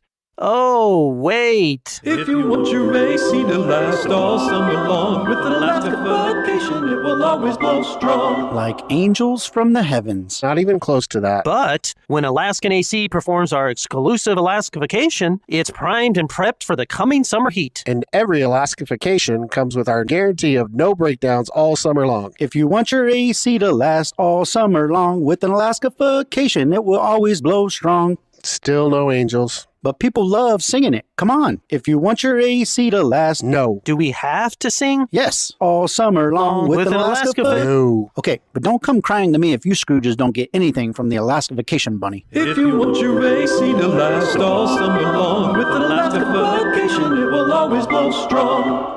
For 100 years, O'Reilly Chevrolet has been part of the fabric of Tucson, just as our Chevy trucks are part of the fabric of America. With that in mind, we're proud to announce it's officially truck season. And this year we have Motor Trend's Truck of the Year, the all-new Chevy Colorado. Test drive your new Chevy truck on Broadway next to Park Place Mall. Call 747-8000 or check out our entire lineup at O'Reilly.com. Don't miss truck season, going on now at O'Reilly Chevrolet. Together, let's drive. O'Reilly Chevrolet. Hey, it's David Kelly, DK on the Sports Tip. Don't forget to download the Wildcats Radio 1290 app. It slaps. We've got full coverage of the Wildcats, the Suns, the Cardinals, the Diamondbacks, Pima College. Download the Wildcats Radio 1290 app today. I'm Omar Reese with NFL Network Now on the Westwood One Radio Network. The free agency negotiating window officially opened Monday. The Seahawks and quarterback Sam Darnold agreeing to a 3-year, $100.5 million deal with $55 million guaranteed, according to the NFL Network insiders. In the meantime, the Jets are signing quarterback Justin Fields to a 2-year, $40 million contract with $30 million guaranteed for Ian Rappaport and Tom Pelissero. The Steelers acquiring receiver DK Metcalf from the Seahawks in exchange for a 2025 second-round pick. Metcalf, in turn, is signing a 4-year, $132 million deal with Pittsburgh, also reported by Rappaport and Pelissero. The Rams agreeing to terms with receiver Devontae Adams on a 2-year, $46 million deal with $26 million guaranteed. And the Panthers are signing cornerback J.C. Horn to a 4-year, $100 million extension, making him the highest-paid defensive back in the league. This has been NFL Network Now on the Westwood One Radio Network. All right, when it comes to getting life insurance for your family, a lot of excuses can get in the way. But ask yourself this. If something were to happen to me, who would pay the mortgage, the kids' education, and the other bills? Then forget the excuses and check out Ethos Life, the online, easy way to get life insurance in 10 minutes. Ethos has rates that you can afford, like a $500,000 policy for a 40-year-old male starting at $1 a day or $30 a month with a few health questions and no medical exam. Get your free quote right now at checkethos.com. That's checkethos.com. Not available in all states. Rates do vary. St. Patty's Day is here, so come and see. Total Wine and More's the place to be. Whiskey Smooth or Guinness Tall, we've got the best, come grab it all. An Irish coffee, bold and sweet, or something new, a tasty treat. Not sure yet? Don't fret or fear, our friendly guides will bring good cheer. With the lowest prices for over 30 years, you'll always find what you love and love what you find. Only at Total Wine and More. Drink responsibly, B21.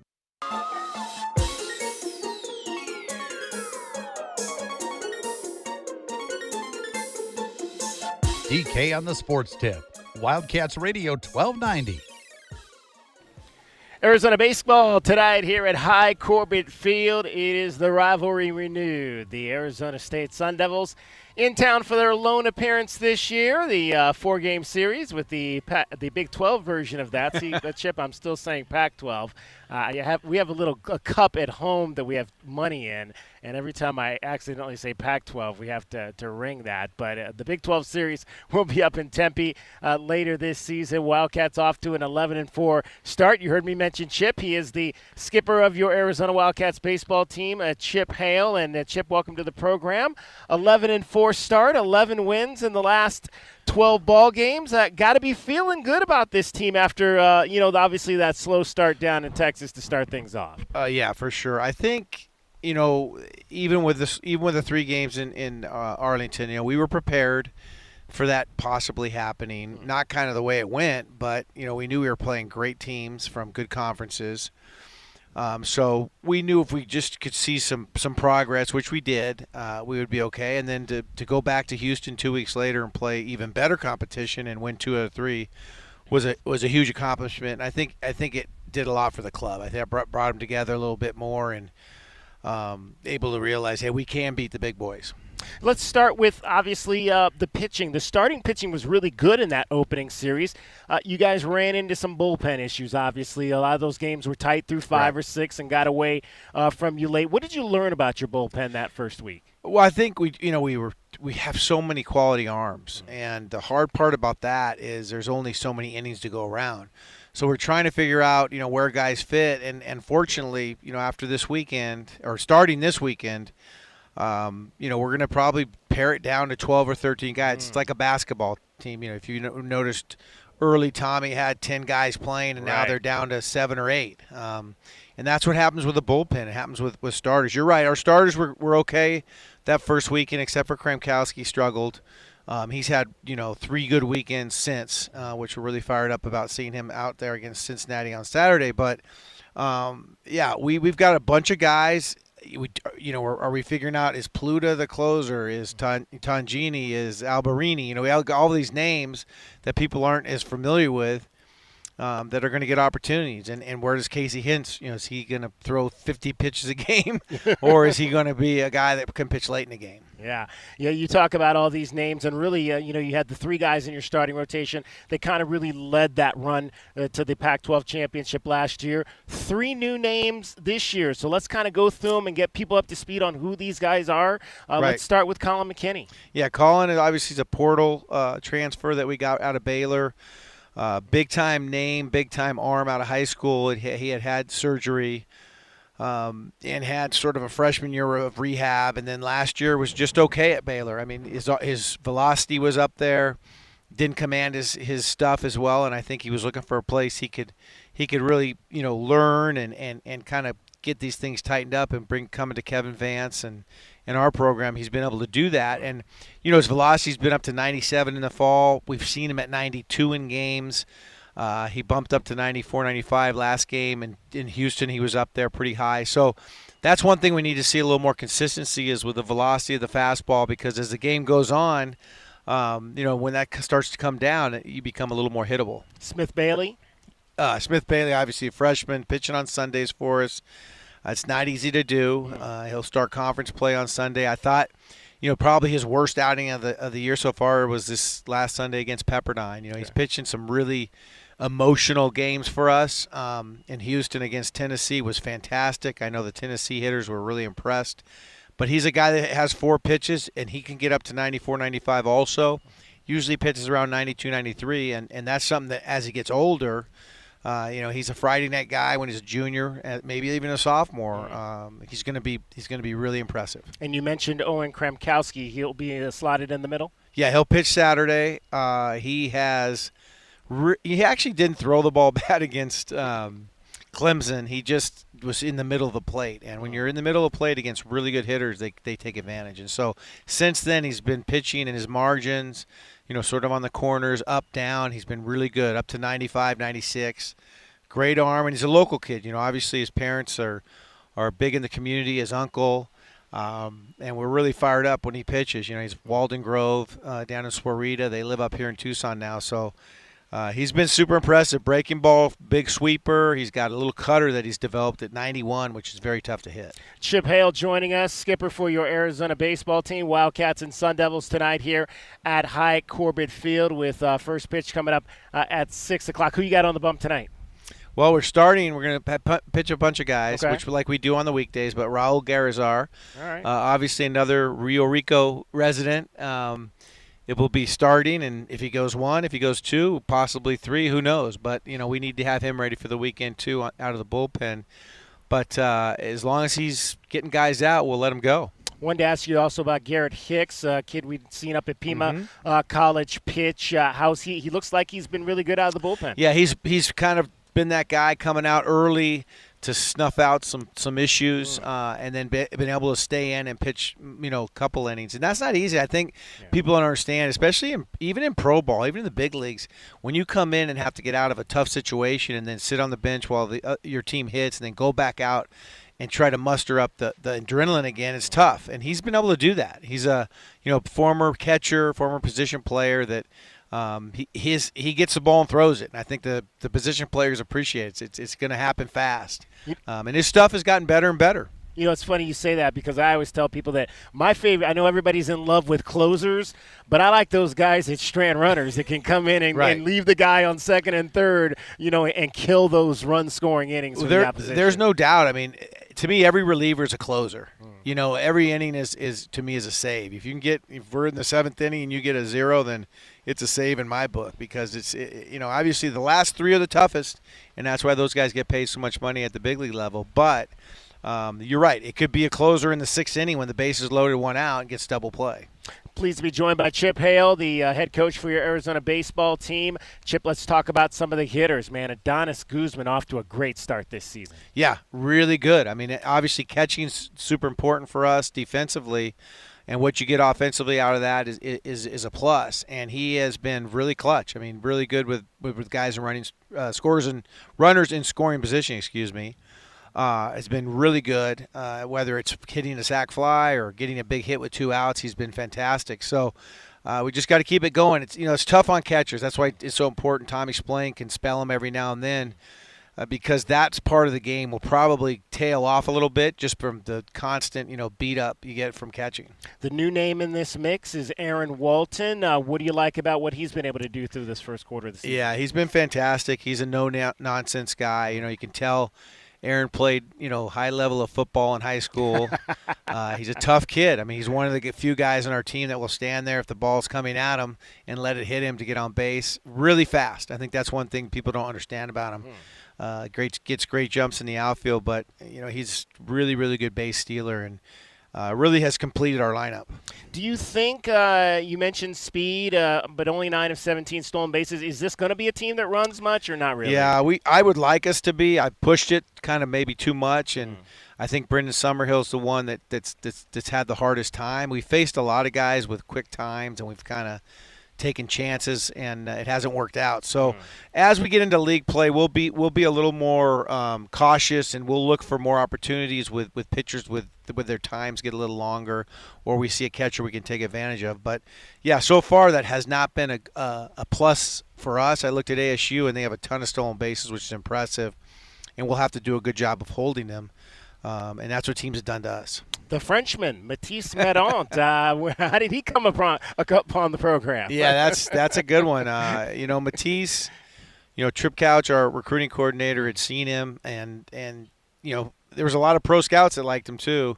He was a defensive wizard at shortstop, and that's why I tried to give him some shortstop time the other day. But he's a guy that had to have hip surgery because of summer ball, kind of got injured, and we didn't know where we were going to be with him this year because he missed the whole fall and was coming back from it, and just did a great job in the preseason of we couldn't even run yet really, but hitting wise was just hitting the ball over the field. So once we got the leg healthy and the hip healthy, we got him in there, and he's been good. I mean, he's been really good, and I think he's at that point right now where teams have video on him and they can scout him, and so he's going to have to make some adjustments the other way, and we'll see how that goes. Arizona baseball coach Chip Hale joining us. A guy that we saw a lot last year, another local kid, Andrew Kane, really kind of shined, but struggling a bit to start the season. What's kind of happening with Andrew right now? It's true.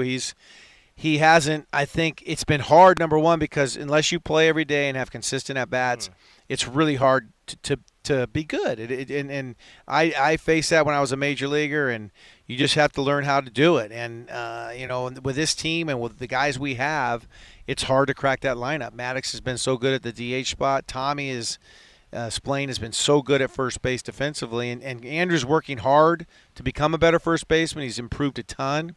And at some point, does it mix around where he gets more DH time and or gets some more first base time? Yeah, will probably happen, so he has to be ready.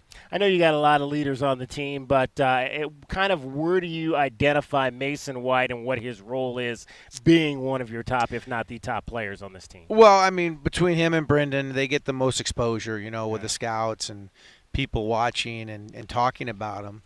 And he's handled it really well this year. I think he's grown up a lot.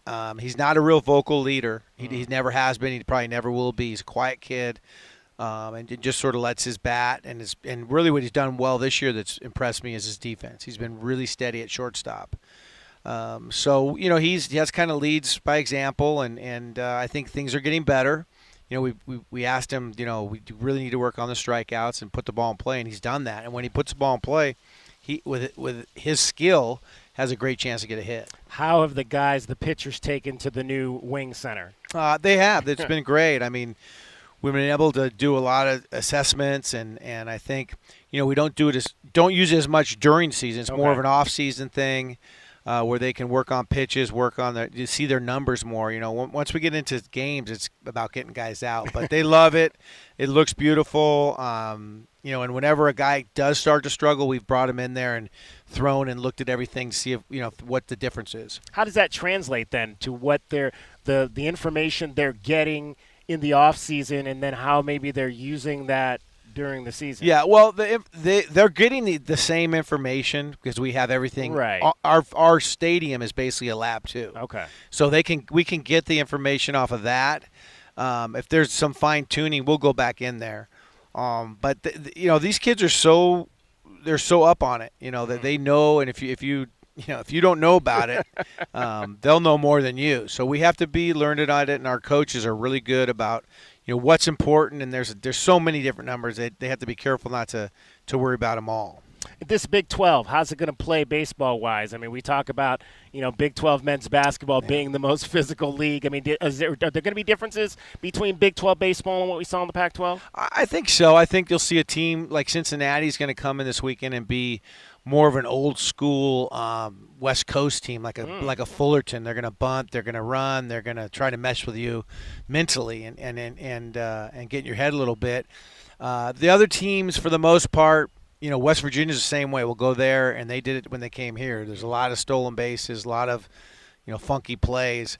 But, for the most part, it's good baseball, man. It's going to be fun for us to head on the road and play in front of 10, 9,000, 10,000 people every night. That's the difference. The Pac-12, unfortunately, other than Oregon State, the crowds really aren't really a threat to you when you're on the road. Chip, we appreciate you as always taking some time to join us, and looking forward to this first season in the Big 12. Thank you. So are we. Chip Hale, he is the skipper for your Arizona baseball team. Cricket is getting you home every 20 minutes on the fives with your traffic and your weather. From the AutoNation Honda and BMW of Tucson Traffic Center, Wildcats Radio 1290 traffic and weather together. Speedway and Country Club collision clearing and westbound. Backups westbound on Speedway approaching Country Club. Broadway and Rosemont traffic signals malfunctioning. Nighttime road work. Golf Links and Alvernon at the Aviation Parkway exits. Crews are going to work 8 tonight till 6 tomorrow morning if the weather permits.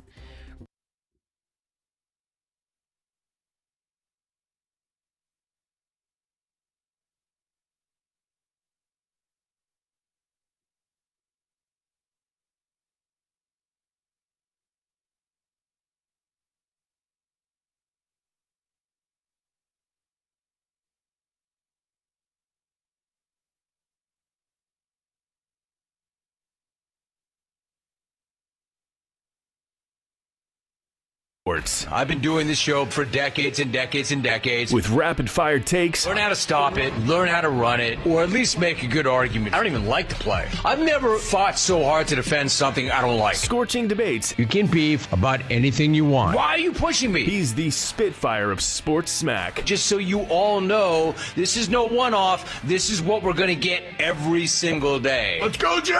Let's go! The Jim Rome Show podcast. Follow and listen on your favorite platform. Hey, homeowners. Are you ready to chill out and go green? Goodfellas Air Conditioning can help. Introducing our latest lineup of energy-efficient systems featuring the new R32 refrigerant. It's cooler, greener, and better for the planet. You'll enjoy lower energy bills and a smaller carbon footprint. Not a fan of change? Goodfellas has a surplus of reliable R410 systems available. Unsure about what system you have or have questions? Give us a call for a free inspection.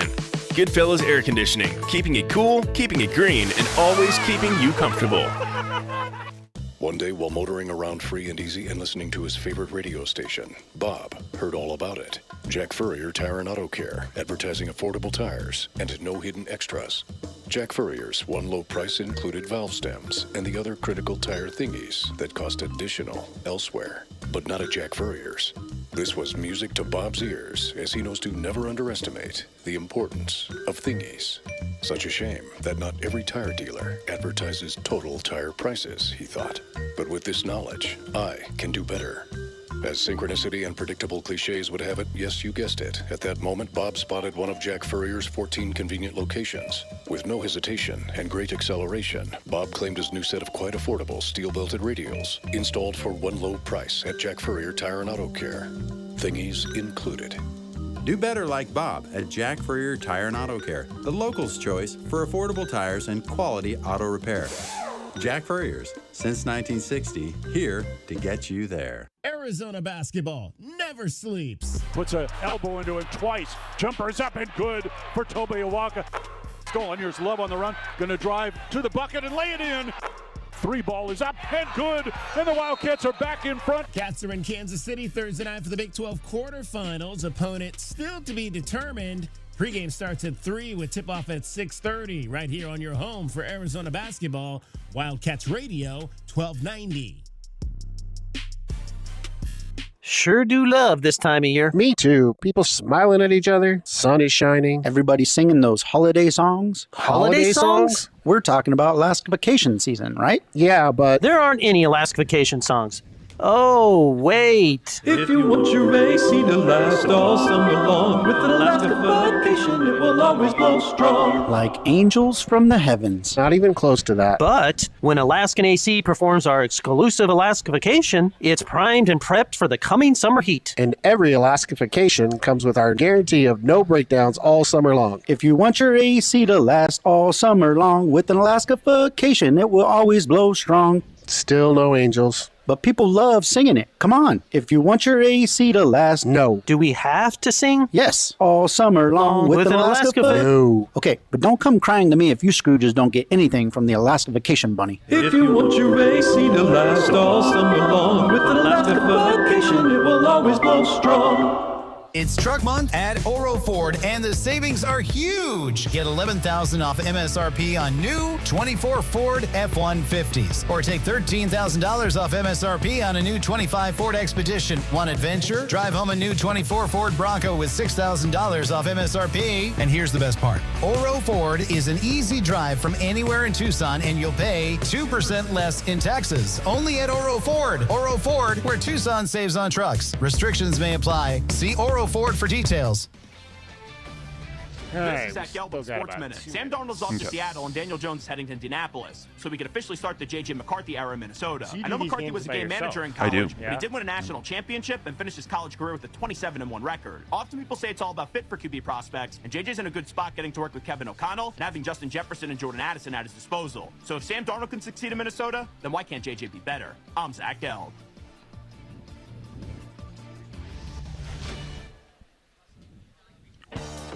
Still getting around to that fix on your car? You got this. On eBay, you'll find millions of parts, guaranteed to fit. Doesn't matter if it's a major engine repair or your first time swapping your windshield wipers. eBay has that part you need, ready to click perfectly into place for changes big and small. Loud or quiet, find all the parts you need at prices you'll love, guaranteed to fit every time. But you already know that. eBay, things, people, love. Eligible items only, exclusions apply. This is the story of the one. As a quality technician in a food processing center, she knows that making the right call is the best way.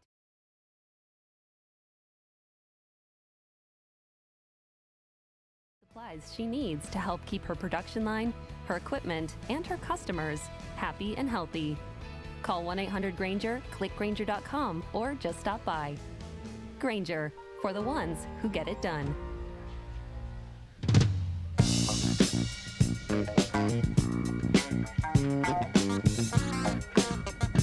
DK on the sports tip. Wildcats Radio 1290. 520-848-1290. 520-848-1290 is the number to get in on the program. Coming to you live from High Corbett Field. Here it is baseball night in Arizona. The Wildcats and the Sun Devils. I see one guy over there flashing his mustard and red in the midst of the bright red over there. He's got his fancy shoes on too, man. He's maroon. Oh, okay. Ketchup and mustard. Ketchup and mustard. He's getting booed here, but he's a sport. He's got his hard hat on. Yeah. He came dressed. Ready to step up to the plate. He came dressed to be protected. That's for sure. That deep voice you hear next to me, Brody Dryden, going to be calling the game tonight on ESPN Plus. Brody, welcome back to the program. Thanks, DK. It's good to be with you. Yeah, ESPN Plus now. This is the new era that we're in. Big 12. These games are all being broadcast on TV. So how's it? Is there a difference between, because you called a lot of the games last year on radio? Is it different calling these games on TV other than the pictures there? Yeah, no, it's definitely been an adjustment because, calling it on the radio, obviously your audience doesn't have the picture to see everything, so you're trying to give every detail, every single pitch, where the location, painting the entire picture for everyone. So doing it on the live stream, knowing that they're viewing things, there are some differences, but, a lot of similarities as well. It's been super fun, having the opportunity since Arizona joined the Big 12 Conference, and now streams are being put out there on ESPN Plus. So, there's a little bit higher viewership up there, but there is a difference, but I'm getting used to it and having fun. Now you live up in the valley, so you're getting some frequent driving miles down I-10 for these games. Yeah, or staying for multiple weeks just with my parents, trying to pretend like it's the good old days. But I certainly don't mind. I think I'd rather be here for these events. All right, so what have you seen from this team? You go down here for the Pepperdine weekend, really good weekend. And for the series, obviously, prior to that, this team's been on a roll. Yeah, San Diego last weekend. They started off with the 3 losses, but 11 wins in 12 now games. What do you like about this team? Yeah, I think they're doing a really good job of kind of keeping things simple, and in an era of baseball sort of where the home run is basically what everyone's going for, and launch angle, and certainly there are guys on this team that could hit home runs, but when you get too much into the spin rate and launch angle, things like that, it's fun, obviously, watching a home run. Everyone loves a good home run. But this team is doing a good job so far of putting together, the singles, doubles, kind of old school baseball that Chip Hale has done a good job, and strong defense as well. Speed, really good defense, and now bringing in Kevin Vance last year. This is Kevin Vance's second year as the pitching coach at the University of Arizona. Now pitching has become a strength for the Wildcats.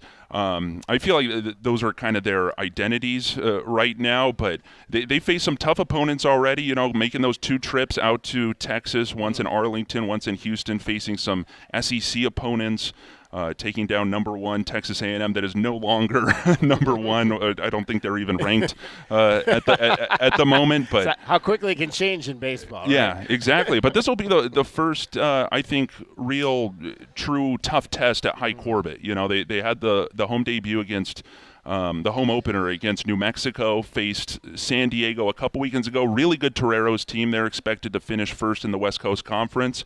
Pepperdine last weekend, they're a good team, but also Arizona put up 21 runs in one game against them. So I think, expectations are pretty high coming into this one, but it's the team's ready, they're set, and I'm looking forward to tonight's matchup. It's going to be fun, the rivalry atmosphere. It's going to be a big crowd, intense. People are here early to get those Pac-12 tournament and conference banners. The pennants that they're handing out tonight. Yeah, so really good atmosphere here. Brody Dryden joining us, ESPN Plus broadcaster, graduate of the University of Arizona, School of Journalism. You're talking about this team maybe not hitting a lot of home runs, but they got 11 triples on the season. That's tops in the Big 12. I've been hearing it. I think they apparently they hit a lot of these to right center. I'm kind of hearing is kind of the gap of choice for this team. There is some speed. We were talking to Chip earlier. They don't necessarily steal a lot of bases, but they know how to run the bases, it seems like. Yeah, they're very opportunistic. I mean, there was a hit from Mason White, who's actually the best home run hitter right now for the Wildcats. He leads the team with 3, and he's one of the career leaders in all-time Wildcats. He turned a hit up the middle, it was kind of right center field, into a double. In what I'd say 99% of other hitters, it would have just been a single up the middle, pretty basic. He turned on the jets, flew past first, and turned it into a double. We've seen that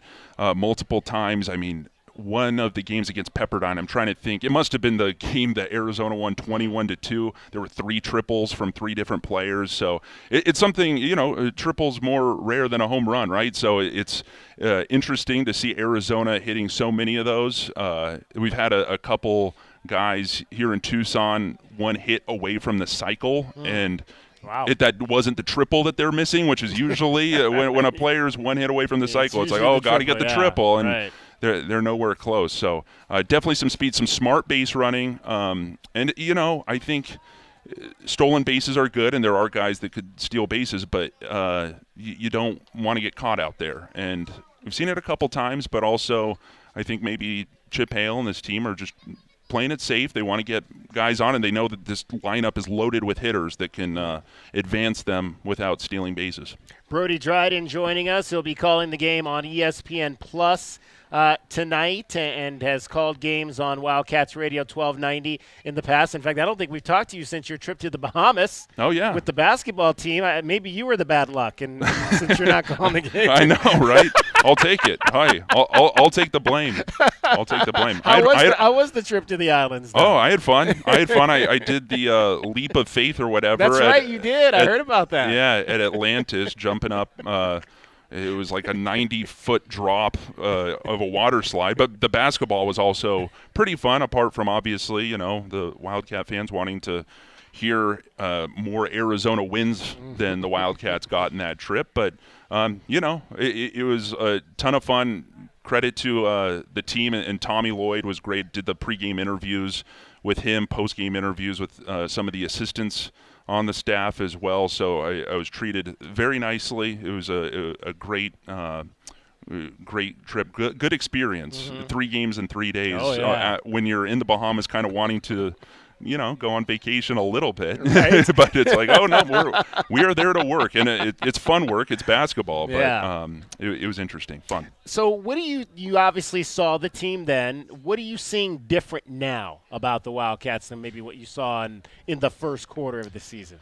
Well, I was there for the Bahamas trip, which was not the most successful thing, and I'd say, we've seen a few games as of late that resembles that. Yeah, that's it's true. It seemed like after Giving that, up a lot of threes. For basketball, it seems like things found their peak sort of after the Bahamas in the middle of that.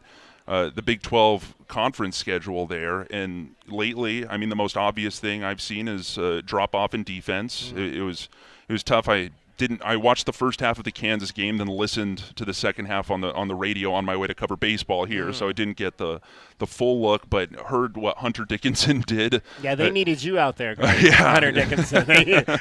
Somebody with a little bit more height. I would have done. I would have done what I could. I would have tried, but yeah, we'll see, because now Arizona, as it stands, they'll likely face Kansas round 1, depending, obviously, but hopefully instead of it being a repeat performance, it'll be something they could learn from and make some adjustments if they are facing the Jayhawks coming up on Thursday. Yep, Thursday, and we'll see what happens tomorrow in that UCF-Utah game tonight, and then the winner of that game takes on Kansas tomorrow night. So in terms of the structure of these broadcasts, are there more people you're working with? Do you have more staff for producers? Is there somebody in your head? Is there a truck here? How does it all work from the technical standpoint? If I'm not really, to be honest, yeah. But from my standpoint, I have done a couple of broadcasts. Like I did one Arizona gymnastics broadcast on ESPN Plus and McKale Center, and that was a little bit more producer in my ear, on camera. Full production, things so like that. You're not actually on camera; it's just voice for these. So it's almost like radio on TV. Essentially, obviously knowing that I'm not going on the radio, so it's going to be for a video live stream. But I got to give credit to John Daly, Mike Lowry, Dave Spina, Tony DeRusso. Those are some of the crew that help work the cameras and some of the behind-the-scenes stuff. But in terms of what I do, it is similar to radio in terms of I'm not going on camera. There's no graphics. I think things will be ramped up and changed. This is the first year for Arizona in the Big 12, so kind of adjusting from the previous ways of doing things to now this new ESPN venture. So I'm just the voice of it for right now. Now, will you be on the majority of the Big 12 games as well, or? I don't think so. Once radio starts, I believe there might be some simulcasting, with the one and only Brian Jeffries. All right. So we'll see. I don't know if that's for sure finalized. With Arizona basketball this weekend and Arizona playing Cincinnati here at High Corbett, we don't know. It depends on how much basketball is going to be played. That once baseball starts. So we'll see. It's a little bit. We're figuring it out as it goes. All right, so in other words, you're saying if they're simulcasting and the signal goes down, the ESPN people are going to be calling me and saying, "What happened to your signals?" Yeah, now, I got to get ready. Yeah, it'll for be that. your problem. It'll be my fault. Exactly. All right. Well, Brody, have a great call tonight and this weekend, and we look forward to the continuing moving up of your career. Thanks, DK. Appreciate you having me on. Absolutely, Brody Dryden will call the game. Check him out on ESPN Plus tonight. Dragon Ball is here as well. He's got sports, everything is happening in Southern Arizona and around the world. And Arizona baseball again gets started with one off game against their in-state rivals in Arizona State. The two teams will have a first pitch here at 6 p.m. Ticket office will be opening at 5 here at High Corbett. Reminder for those of you coming to the game, it is a red out, so make sure you're wearing your red. And the first 500 in the door will be getting a 2024 Pac-12 championship pennant to honor last year's championship at the top of their former conference. And the Suns' struggles continue as they have another strong game, but they couldn't close out in the second half. The Grizzlies end up taking over, and tempers seem to flare up, though, on the court, including a near dust-up between Kevin Durant and Grizzlies players Cam Spencer and Desmond Bane. Bane, here's Spencer for three. Spencer, it's through! Cam Spencer! Grizzlies by 5. Pippen with the knockaway. And it went right to Kevin Durant after he made the shot. barking at Bain. Spencer getting in the middle of it. But the thing is, after he made the shot, and immediately looked dead at Kevin Durant after he knocked it down. So there's the three by Spencer. And Spencer just telling Kevin Durant, you know, I'm here to play ball.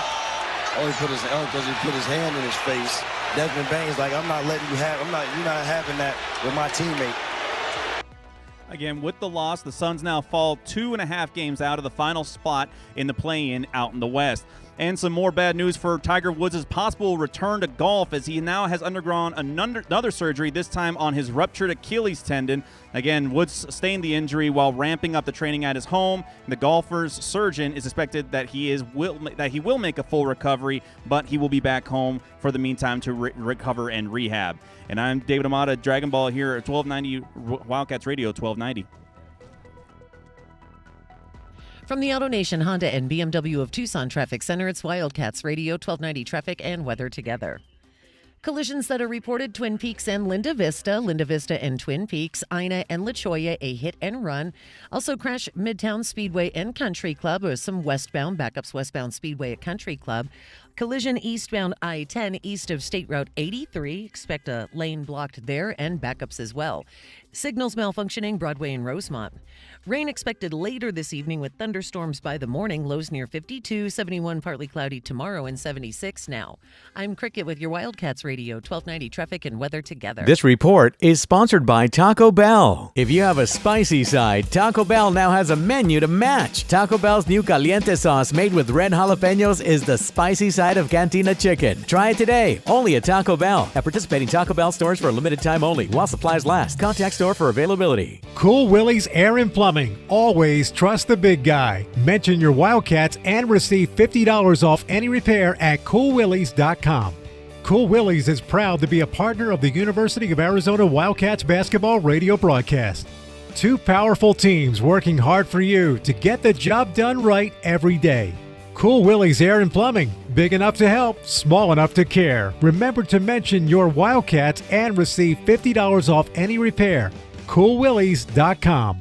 For 100 years, O'Reilly Chevrolet has been part of the fabric of Tucson, just as our Chevy trucks are part of the fabric of America. With that in mind, we're proud to announce it's officially truck season. And this year we have Motor Trend's Truck of the Year, the all-new Chevy Colorado. Test drive your new Chevy truck on Broadway next to Park Place Mall. Call 747-8000 or check out our entire lineup at O'Reilly.com. Don't miss truck season, going on now at O'Reilly Chevrolet. Together, let's drive. O'Reilly Chevrolet. Nobody covers your Cats like we do. With press conferences, coaches shows, and play-by-play. It is over. Cats have won it. We bring you all the stories, highlights, and analysis of your Arizona Wildcats. We are Wildcats Radio 1290. Get your backyard summer ready with a custom pool from First Choice Pools. A backyard oasis built around you. First Choice is a full-service builder of beautiful in-ground pools and backyard designs for years of staycations. If you want to dive in this summer, now is the time to visit TucsonPoolBuilder.com. First Choice Pools for installs, renovation, remodeling, and repair. Get started today at TucsonPoolBuilders.com. Ask about our 60-day pool. To be summer ready, First Choice is the only choice. All right, when it comes to getting life insurance for your family, a lot of excuses can get in the way. But ask yourself this: if something were to happen to me, who would pay the mortgage, the kids' education, and the other bills? Then forget the excuses and check out Ethos Life, the online, easy way to get life insurance in 10 minutes. Ethos has rates that you can afford, like a $500,000 policy for a 40-year-old male starting at $1 a day or $30 a month, with a few health questions and no medical exam. Get your free quote right now at checkethos.com. That's checkethos.com. Not available in all states. Rates do vary. This is the story of the one. He's responsible for keeping a leading healthcare facility clean and safe. And he trusts Grainger's high-quality HVAC cleaning and safety products, combined with their world-class supply chain, to consistently deliver, ensuring he's covered inside and out, so he can focus on keeping his facility clean to help protect the health of everyone inside. Call 1-800-GRAINGER, click Grainger.com, or just stop by. Grainger, for the ones who get it done. We are your home for all things Arizona basketball. 3 hours of pregame. They're not going to finish the season 19-1, guys. 2 hours of postgame. I guarantee you, Coach told the guys don't come over and help on him. And all the action in between. Wildcats Radio 1290. My heat and air were in a state of disrepair. It's still free furnace season. For a limited time until the last day of winter, you can get a free furnace with the purchase and installation of a qualifying HVAC system. Now is the time to start planning for the long, hot Tucson summer. Hurry, this deal won't last long. For fast, reliable, and honest service, call Pictureox Cooling, Heating, and Plumbing at 520-492-0748 or pictureoxcooling.com. Pictureox Cooling, Heating and Plumbing. KCUB Tucson, a Cumulus media station. We talk Diamondbacks baseball daily. Overall, inside of our culture, it's built on love, trust, commitment, and effort. And I think love is the glue to all of it. Love, trust, commitment, and effort. We are Wildcats Radio 1290.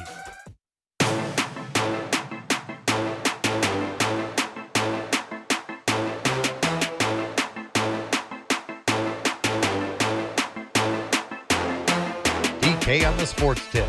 Wildcats Radio 1290. And we're back out here at High Corbett Field. The gates are open. The fans are streaming in. It is the Arizona Wildcats and the Arizona State Sun Devils tonight out here. The first of 4 meetings between the rivals this year, and the only meeting that will be here in Tucson, Arizona, as the other 3 will be up in Tempe. I'm David Kelly. Dragon Ball is out here with me. J.W. Madden is in studio. If you want to get in on the program, 520-848-1290 is the number to do so.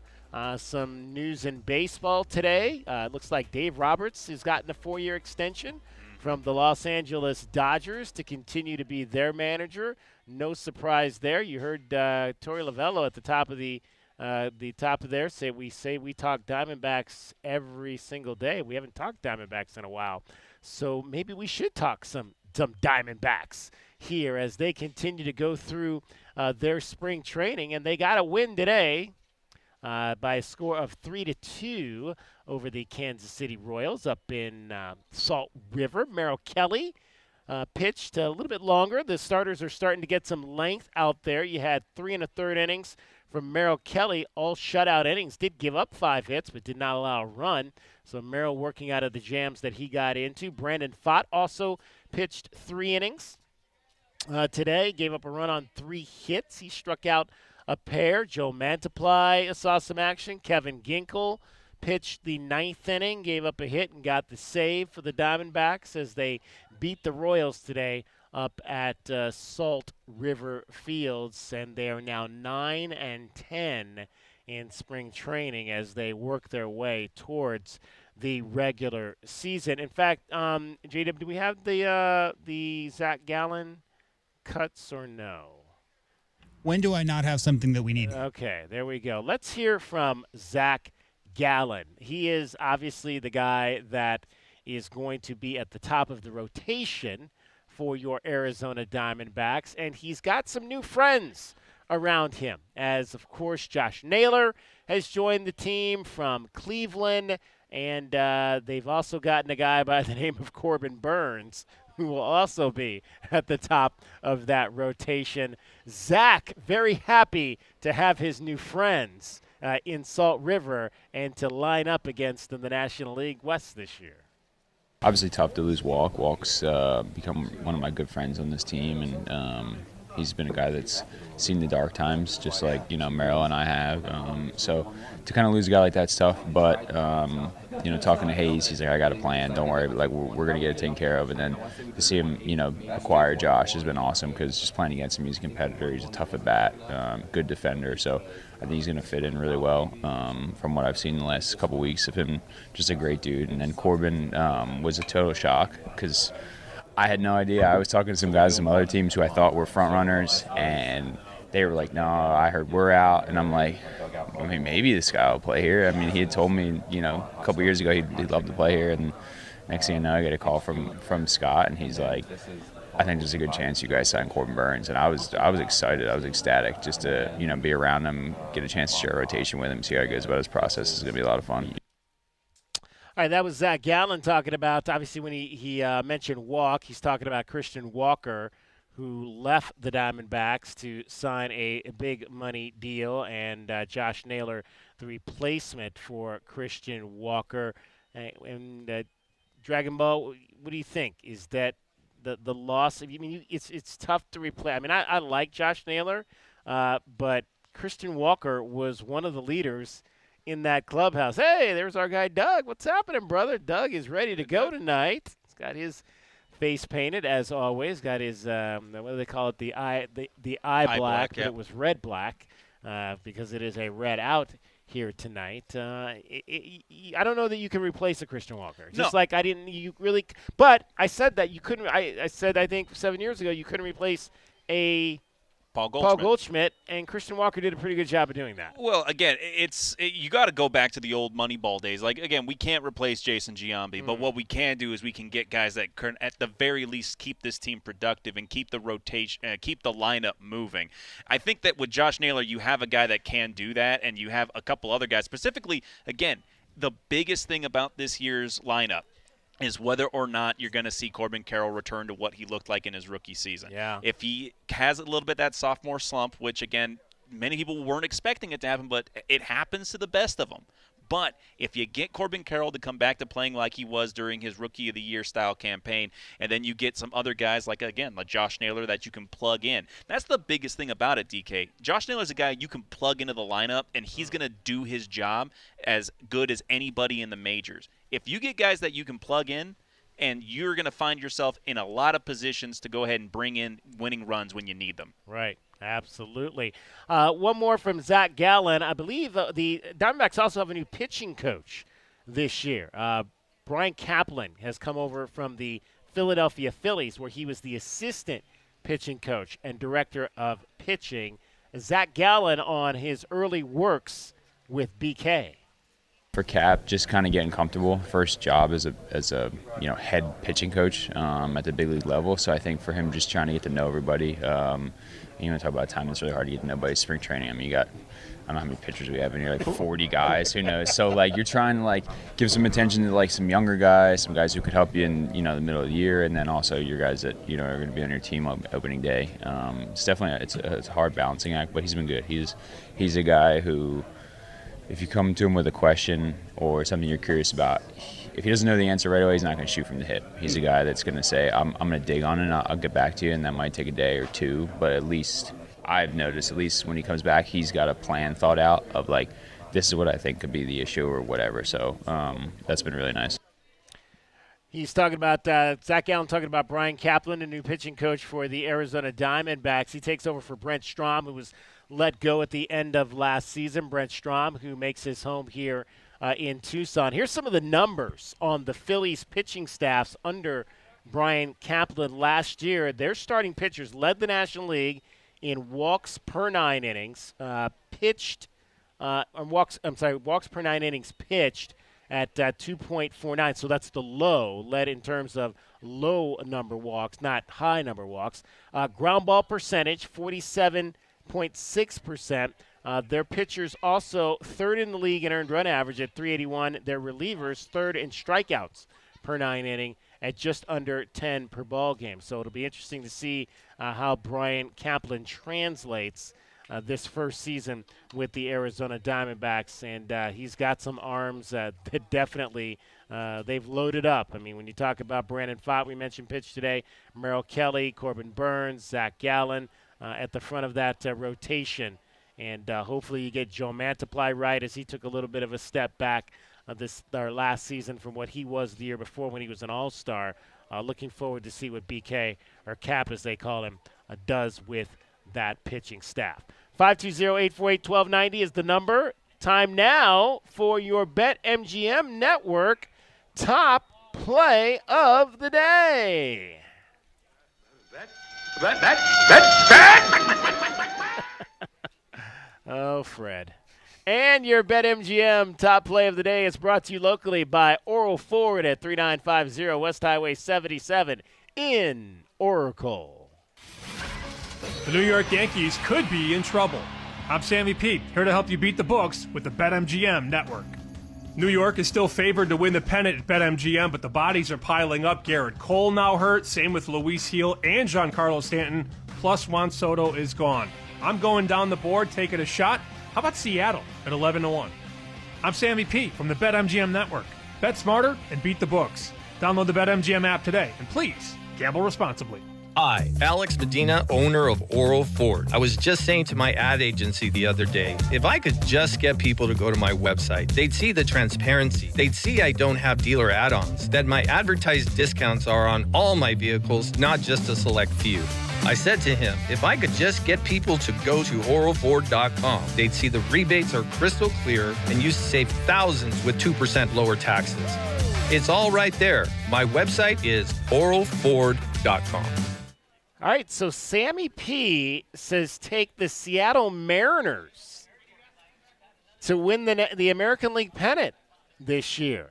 They are, he said 11-1. They're actually now 13-1 or plus 1,300 on the board at the Desert Diamond Casino. That means you're 12. If you want to put $12.90 on the Seattle Mariners to win the American League pennant, that will net you $167.70. Now, here are the teams that are above the Mariners on the board. There are actually 4 teams at plus 1,300 right now. The Tigers, the Royals, the Twins, and the Mariners are all plus 1,300. Ahead of them, and this is going from bottom to top, the Guardians at plus 1,000, the Rangers at plus 850, the Red Sox at plus 800. The Astros are third favorite at plus 600, tied with the Orioles, who are also plus 600. And the Yankees, despite all their injuries, are still the favorite to win the American League at plus 300. But the Mariners? No, absolutely not. No, the Mariners have always proven to me that they will at some point. You get to the last month of the regular season and they have an 8-game losing streak or they have a 12-game losing streak straight out of the All-Star break. No, if you're trying to say that the Mariners have the best chance of winning the American League, I have some beachfront property in Arizona. I got beachfront property in Lawrence, Kansas that I can sell you right now. And the thing is that if I had to bet on another team besides the Yankees winning the American League pennant, I'd probably take the Orioles, but that's just me. Because I think at this point now with Garrett Cole going down, you still got all these injuries to Giancarlo and all these other guys, you got to have a sneaking suspicion the Orioles might make that last jump that they need to win the American League East. I personally see that potentially happening and forcing the Yankees into a wild card spot. Interesting. Well, we won again last night, guys. J-Dub, we won again. We had the Rockets -5 over the Magic, and the Rockets beat Orlando 97-84. So that's we're up now. So that was, let's see, we got another $12.30 13 cents that we won. So we're back up to $57 now in the this is the highest we've been in this season right now with our run now of 19 out of the last 26 we've won. So we're back up to $57. You can take your earnings then and take half of that money and get yourself that artisanal pizza gift card. There you go. There you go. For sure. Rockets got Jabari Smith at 20 points last night. He had 5 3-pointers in that game. They had 16 threes, 16 out of 43 from 3 in that game. Your guy Paulo Banchero is back, J-Dub. He had 25 last night. Yep, he's really good. He is. He is for sure. 520-848-1290. So those are your BetMGM top plays of the day, and they're brought to you locally by Oro Ford at 3950 West Highway 77 in Oracle. All right, Fred, thank you. Coming up, Casey Hintz, reliever for the Arizona Wildcats. We'll chat with him, getting you set for the Wildcats and the Sun Devils here tonight. Rivalry night in Tucson. Arizona State's only visit to Tucson this year, as the Big 12 series will be up in Tempe coming up later on. I believe that is later in April. DK on the Sports Tip. Cricket is getting you home every 20 minutes on the 5s with your traffic and your weather. From the AutoNation Honda and BMW of Tucson Traffic Center, it's Wildcats Radio 1290 Traffic and Weather Together. A collision and backups on eastbound I-10 east of State Route 83. In town on our surface streets, Broadway and Rosemont, reports of traffic signals malfunctioning. Collisions, Grant Road west of Country Club, Cardinal and Valencia. Speedway and Country Club is clearing, and also a new collision reported at Grant Road and Alvernon. Rain this evening, thunderstorms by morning, lows near 52, 71, partly cloudy tomorrow, and a 75 now. I'm Cricket with your Wildcats Radio 1290 Traffic and Weather Together. AutoNation Honda Tucson at the Auto Mall is your premier automotive destination in town. Explore the new 2025 Honda models and extensive collection of pre-owned vehicles. Experience no-hassle financing and our no-haggle one-price selection. Visit AutoNation Honda Tucson at the Auto Mall today. This report is sponsored by Jackson Hewitt. It matters who does your taxes. Jackson Hewitt makes taxes feel like a yacht rock song. Get your max tax refund guaranteed, and new customers get $100 to switch. Don't miss the boat. Book an appointment with experts today. Limited time offer for new clients, participating locations only. Terms at jacksonhewitt.com. The jungle has moved afternoon, so grab your best Tucson tuxedo and join us on the Jim Rome Show weekdays from noon till 3 p.m. right here on the flagship home of your Arizona Wildcats, Wildcats Radio 1290. Attention! If you owe money to the IRS, this is an urgent message. The IRS is cracking down by sending out collection letters, garnishing paychecks, seizing bank accounts, and putting liens on homes and businesses. They call it enforced compliance. And you better watch out, because penalties and interest on unpaid taxes compound daily, making it even harder to get out of debt. Don't let tax debt destroy your life. You need to call Optima Tax Relief, America's #1 tax resolution firm. They're experts in taxpayer assistance programs that can save you thousands if you qualify. A+ rated by the Better Business Bureau, Optima's resolved over $1 billion of tax debt for their clients. Let them fight on your behalf, helping to put your tax problems to rest. Call the tax professionals at Optima now for a free consultation. Call 800-410-6744. 800-410-6744. 800-410-6744.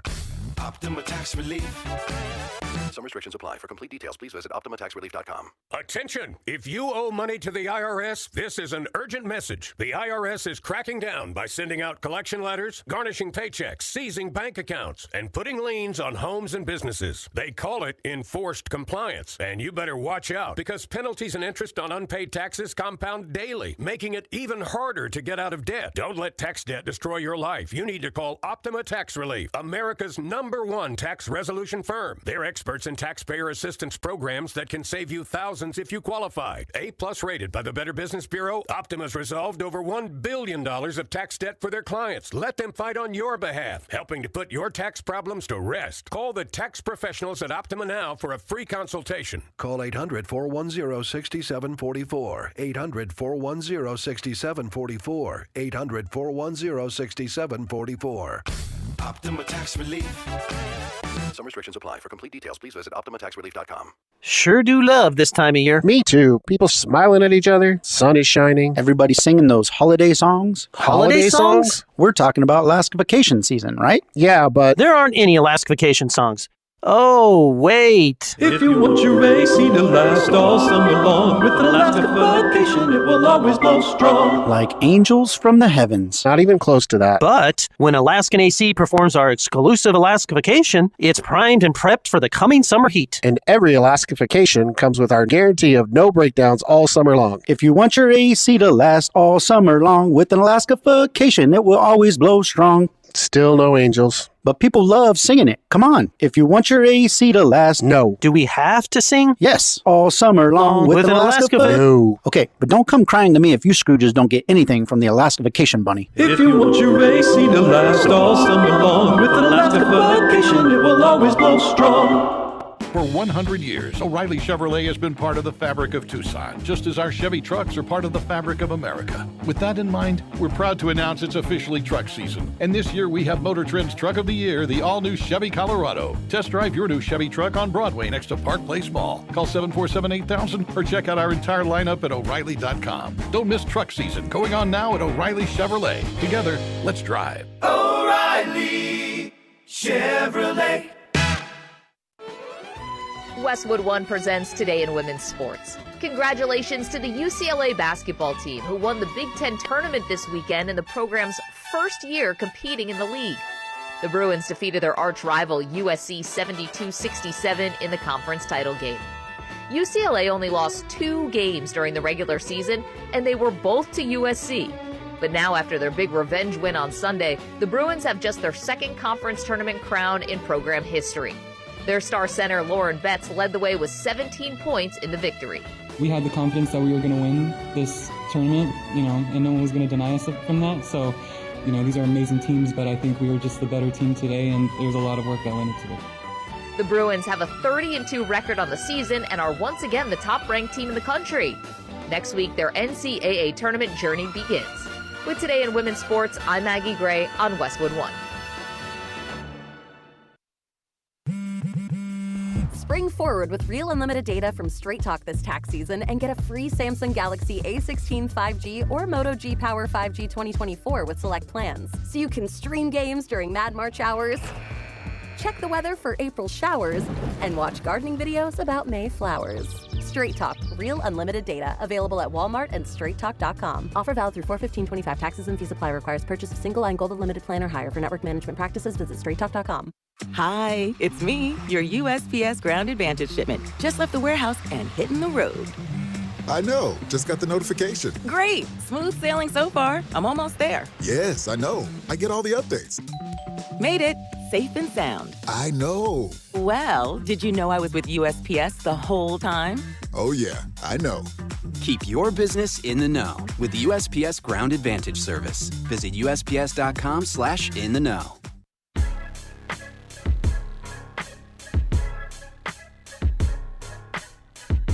DK on the sports tip. Wildcats Radio 1290.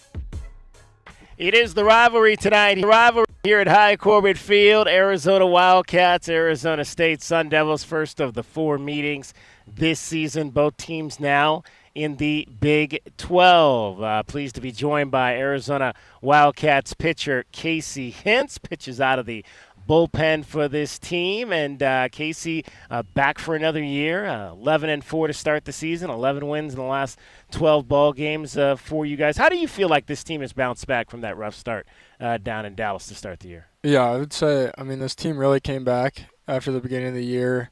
Rough 3 games to start the year, good competition we were playing, and I think it just kind of showed us where we were at, and that we kind of needed to step it up a little bit to be able to compete with those teams. And so, especially going last weekend to Houston, we understood who we were playing. We were playing Texas A&M. They were number 1. We knew we needed to play our best ball. And so that kind of just really helped us step up our game and understand that we need to compete at a higher level to be successful. What does it mean to beat number 1? Because now, again, they weren't a team that came in undefeated. They'd already lost a couple of games, but they still had the number 1 next to their name. What did that mean to beat that team? It was a really big win at the time, but now that you look at it, they've dropped down in the rankings. It's just another game, and everyone coming together in that game, just battling back at the end of the game, kind of showed the team that we are, and that no matter who we're playing, we're going to fight till the end. And so, yeah, it was a big win at the time, but, at the end of the day, it doesn't matter. It's just another win in the win column. And obviously you go to a big-time tournament like that, another major league ballpark, and you're looking at a weekend that's got 3 ranked teams in it, all from the SEC. That had to have been a lot of excitement for this team to go into that environment and say, okay, we didn't pass the first test. Let's see if we can go down and pass this test. Yeah, for sure. Different environment. It will kind of leads us into the Big 12 too. We'll play in some bigger environments in this new conference compared to more of the Pac-12, where some of the schools that we played at just didn't have the environment that we're going to have this year in the Big 12. So it was really good to get in front of those SEC-type environments and all these new guys, high school kids, junior college guys, just get them on the mound, get them in the field in front of these big environments that we saw. So how many times now have you pitched in a major league stadium in your life?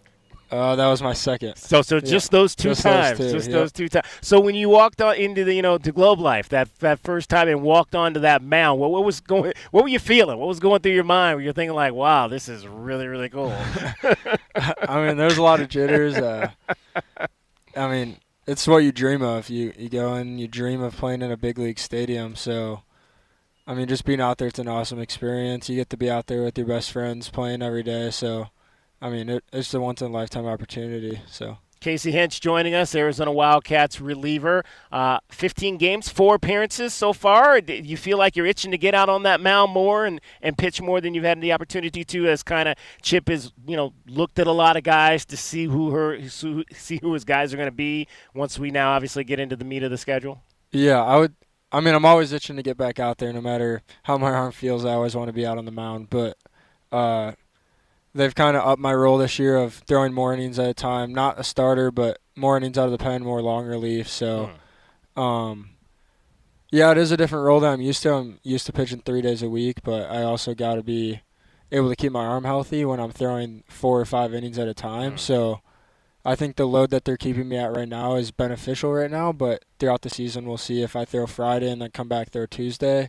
I mean, we'll see what happens, but yeah, right now it's just really how do I keep my arm healthy since I've never thrown that much. Now, he kind of mentioned 50 pitches. Is that what the limit is right now, or is that kind of the area where they're keeping you? Yeah, it's kind of their area they're trying to keep me. I mean, and against Texas A&M, I threw 84 pitches in 5 innings. Like, obviously that's not an ideal amount of pitches that I want to throw, but I mean, it's really just if I can go out there and I'm competing and making pitches still, like, they're going to keep me out there.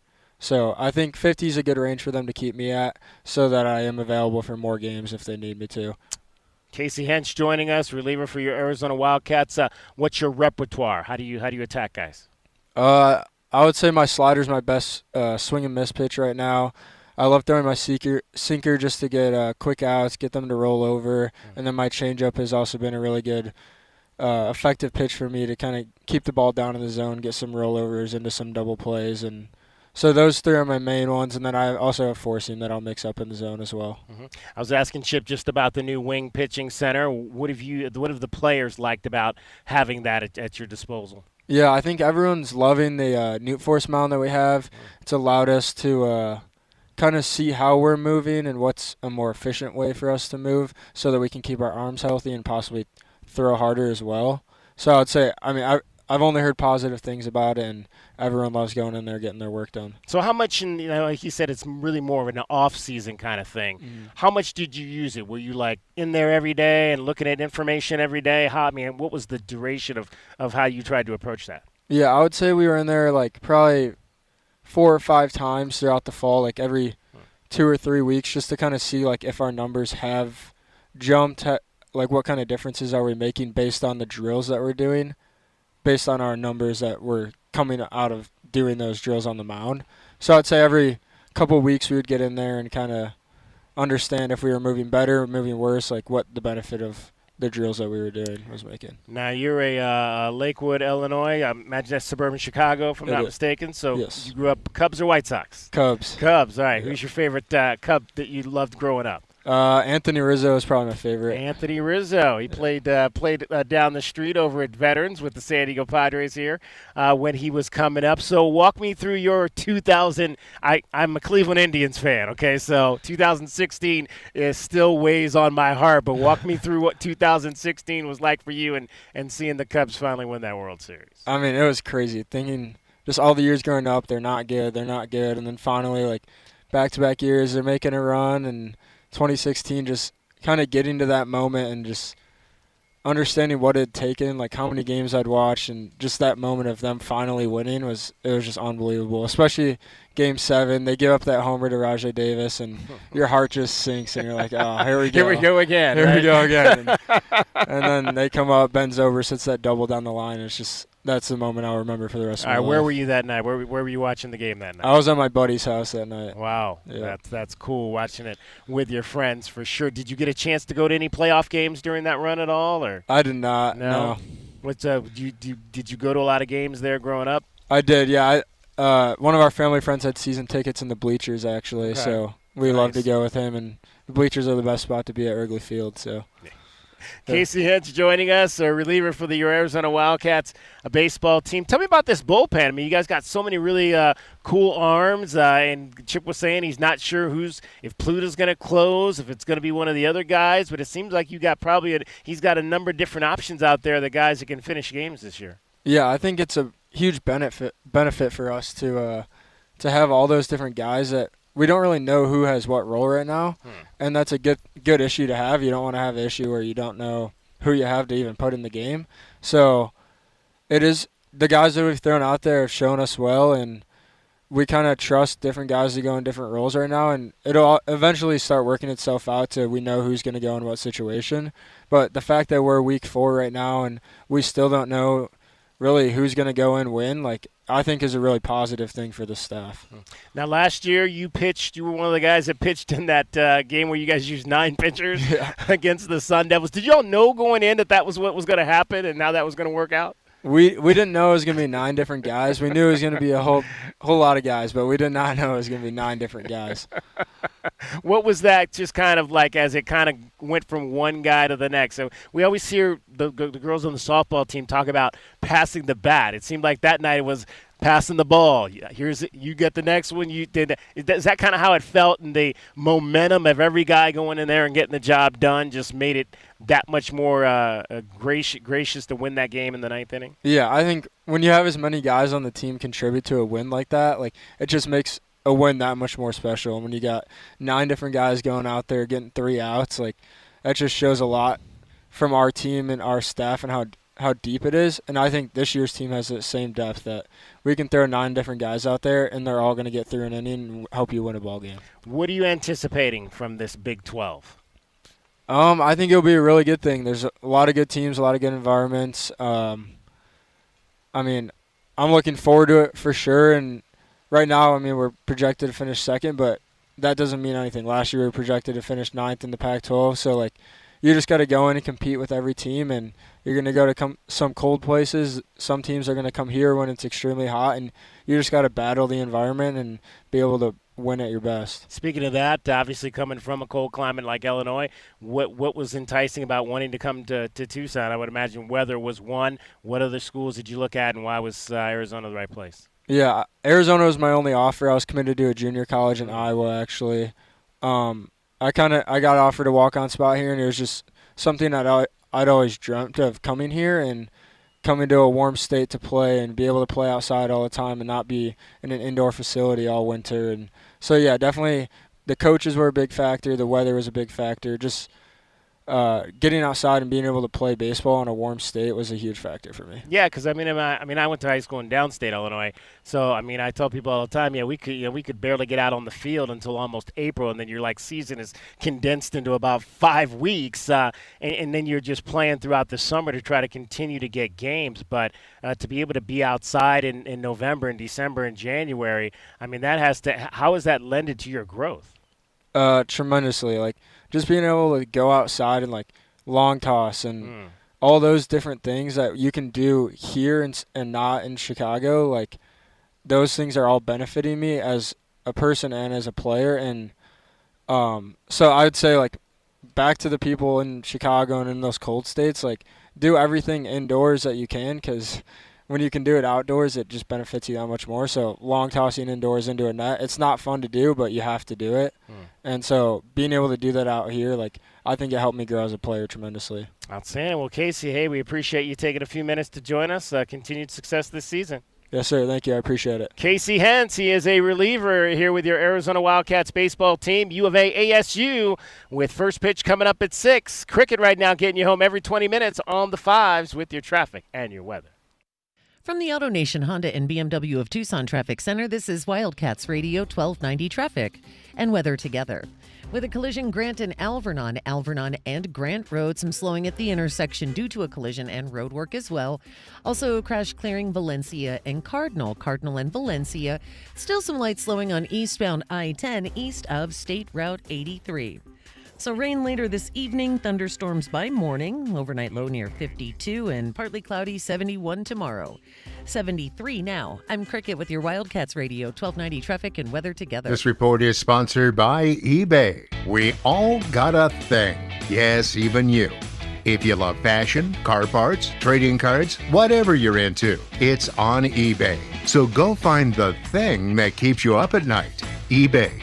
Things people love. I had the worst dream last night. You were in a car crash, and the kids and I were on our own. We had to move out of the house because I couldn't afford it anymore. That's awful, hon. My brother got life insurance from Ethos, and it only took 10 minutes. And he got $2 million in coverage for around $2 a day. It's all online, no medical exam. He just answered a few health questions right from his house. Ethos, here we come. Visit ethos.com/score. Ethos.com/score. Sample Rate is a 10-year term life policy for 35-year-old healthy, non-smoking male. Billed monthly. ZipRecruiter is the place. ZipRecruiter is the place for talented teachers, savvy software developers, and master mixologists. ZipRecruiter is the place where you meet all these people and more. That's because ZipRecruiter is the place for job seekers who are looking for new opportunities. In fact, ZipRecruiter helps 10 million people with their job search every day, so you can find the right candidates right away. Try ZipRecruiter for free at ZipRecruiter.com/free. That's ZipRecruiter.com/free.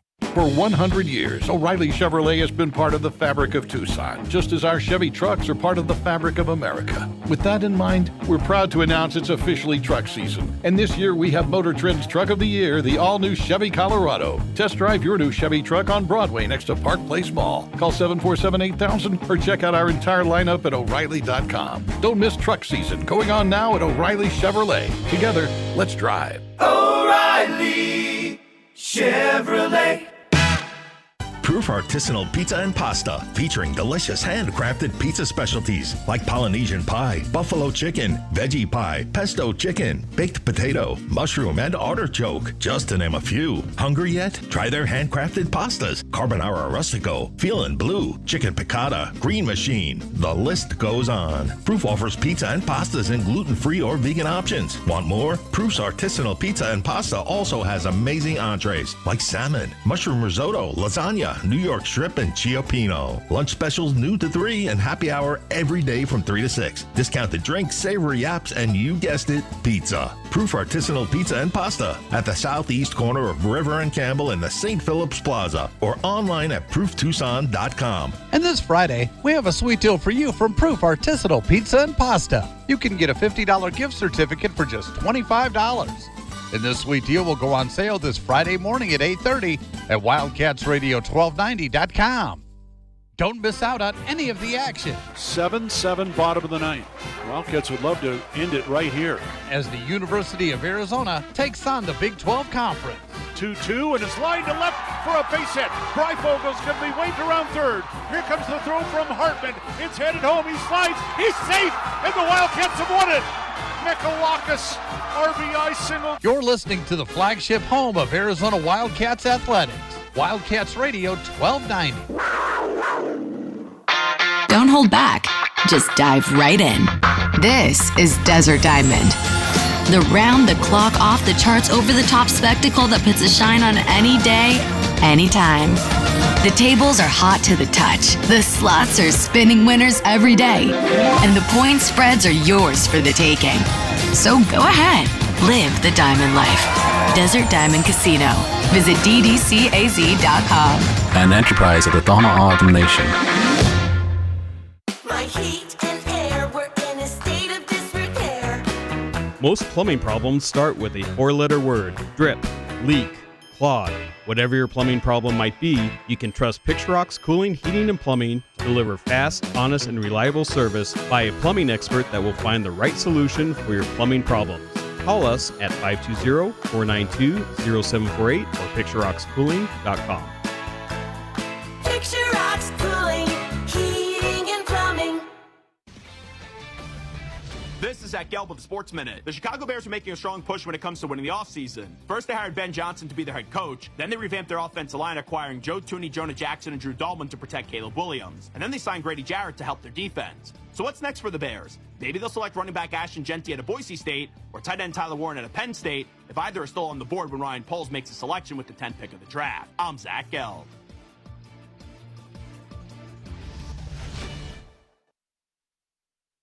You ever try fixing your car and realize you're missing that one part? Yeah, been there. That's why eBay's my go-to. They've got millions of parts, guaranteed to fit. I'm talking brake pads for when yours have seen one too many miles of stop and go. Oil filters, cause you don't mess around with your engine care. Even got this cold air intake on my watch list. I might just go for it. To keep the ride cool and your DIY streak hot. Find all the parts you need at prices you'll love. Guaranteed to fit every time. eBay. Things, people, love. Eligible items only. Exclusions apply. Mornings can start feeling the same. Wake up, brush teeth, go to work. But with breakfast from Wendy's, it's like, wake up, brush teeth, Baconate with a breakfast Baconator. Roll with the sausage breakfast burrito. Buddy it up with a honey buddy. Or get seasoned with seasoned potatoes. And then go to work. Sorry. When you're ready for a fresh wake-up call, gotta be Wendy's. At participating U.S. Wendy's during breakfast hours.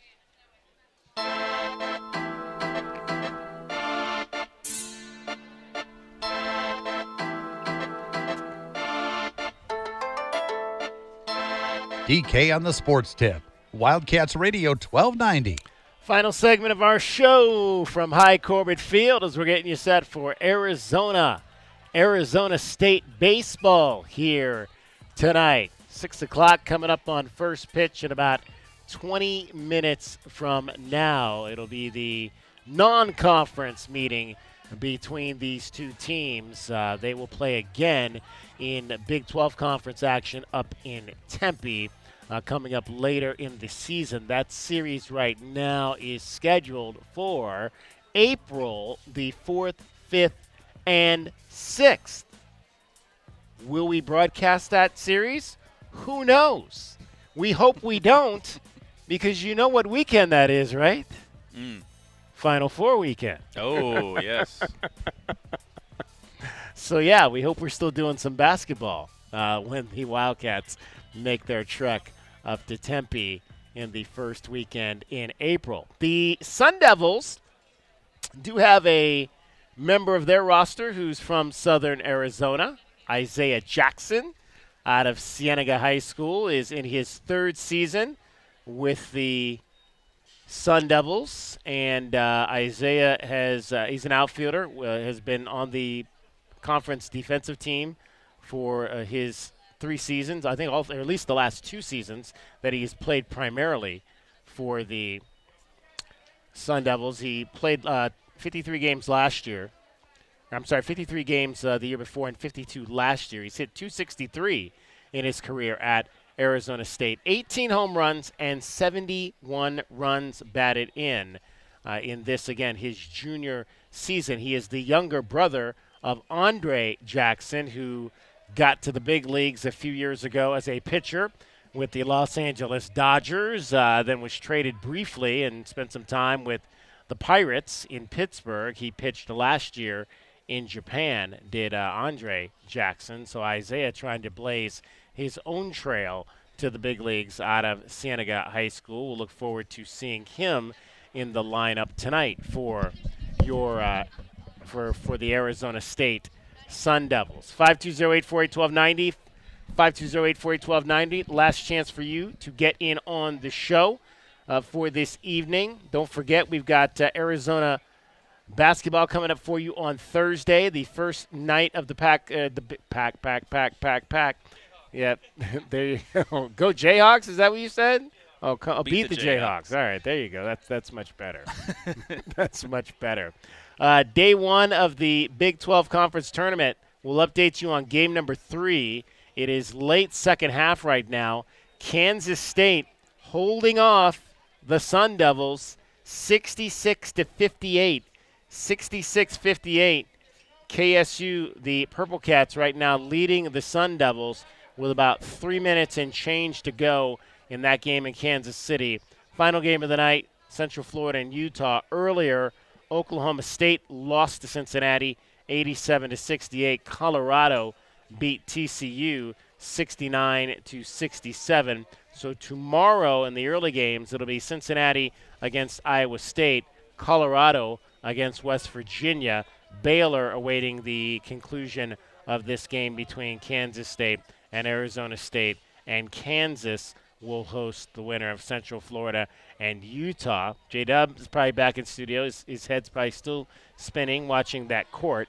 You guys, we were talking about that a little bit earlier, but and you guys talked about the court in Oregon being very similar to that. I remember I've obviously watched games at what do they call it, Matthew Knight Arena, the MAT, for a number of years. I don't ever remember having any issues watching games. Yeah, you misheard, DK. I never said that I myself got nauseous from watching moire patterns like that. What I said is there's a big part of the population in general who do get nauseous when they see moire patterning like that. So I'm afraid that many people will be turning their TVs off. I'm not watching these games just because they're not great teams playing right now. I think Dragon Ball, you might be one of those people. You had a blanket over a flashing light a few weeks ago. Yeah, well, I had the blanket over the flashing light just because I didn't want anybody walking in and seeing the flashing and potential epilepsy warning. But the main thing about the Big 12 court that they have right now is they're still using the same one that they have from the women's tournament. And like J-Dub said, there's a bit of a repeating pattern with that Roman numeral 12 throughout the court. The other big part of it is that you think Brett Yormark is trying to send us a signal or something like that. But the biggest thing about it for me is the gray.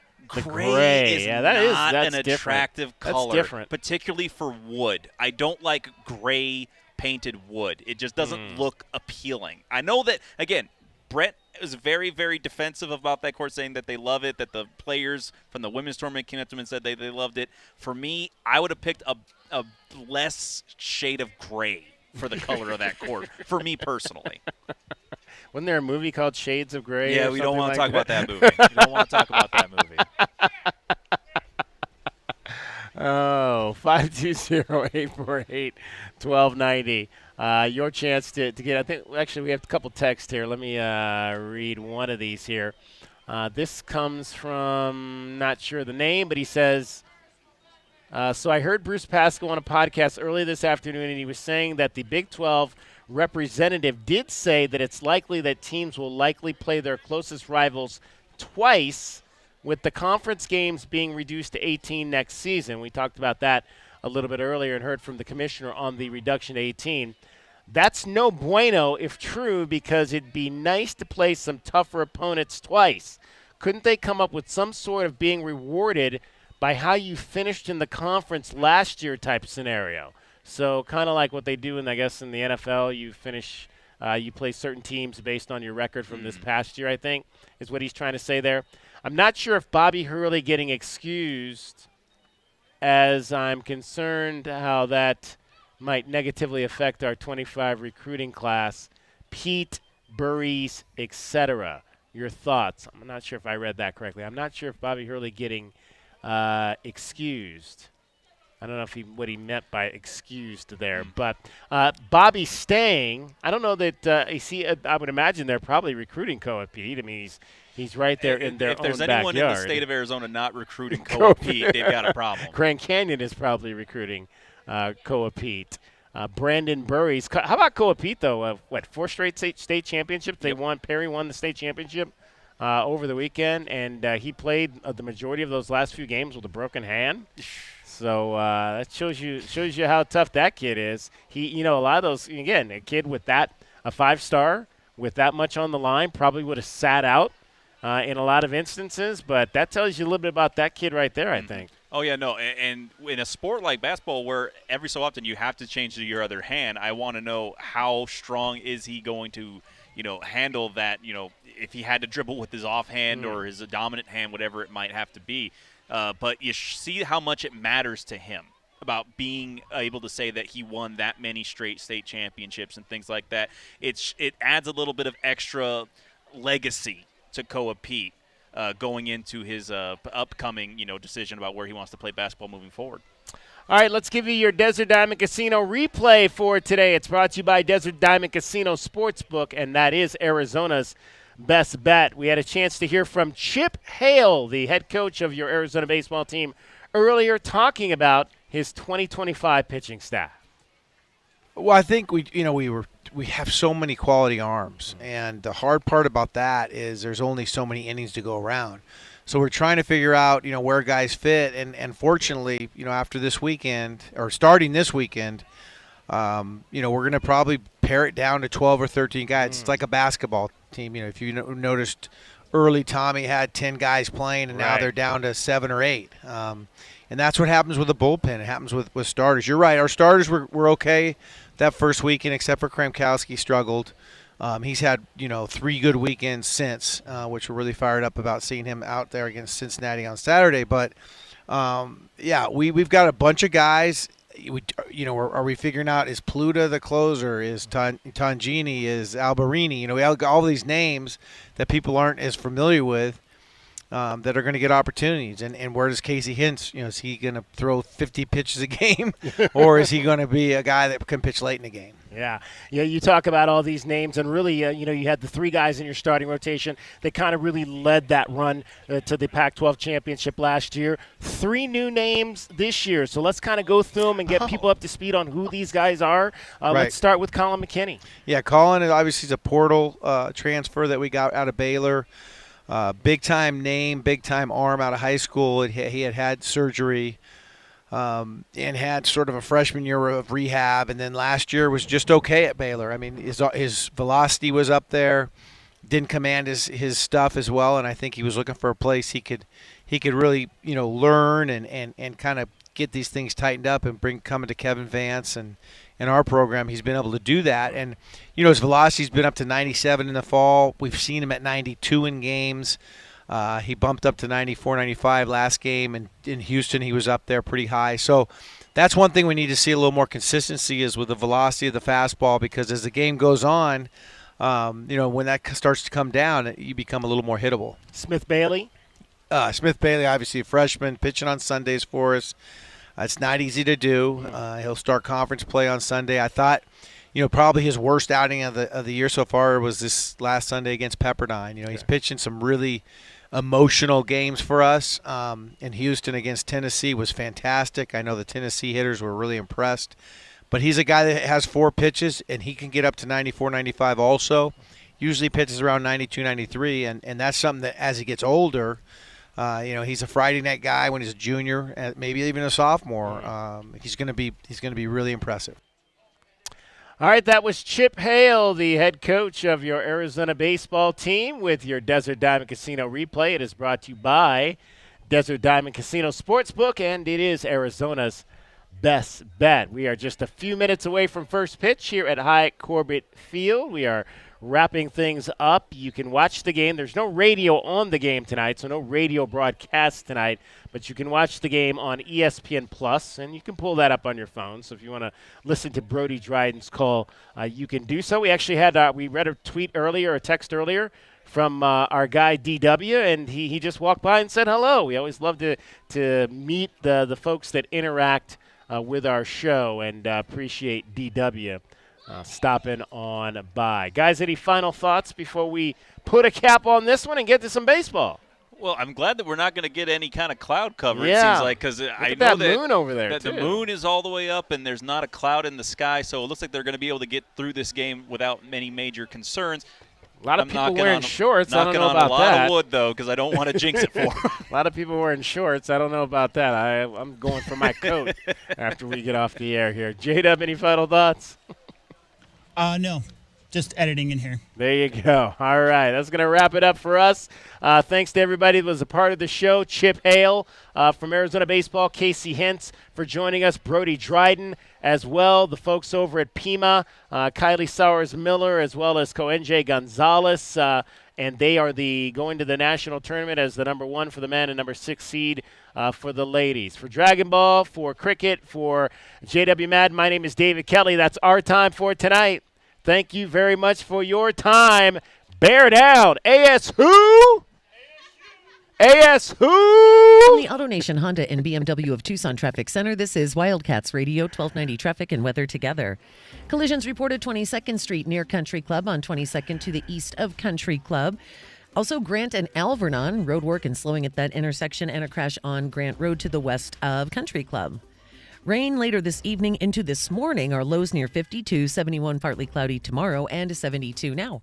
And I'm Cricket with your Wildcats Radio, 1290 Traffic and Weather Together. This report is sponsored by Jackson Hewitt. It matters who does your taxes. Jackson Hewitt makes taxes feel like a yacht rock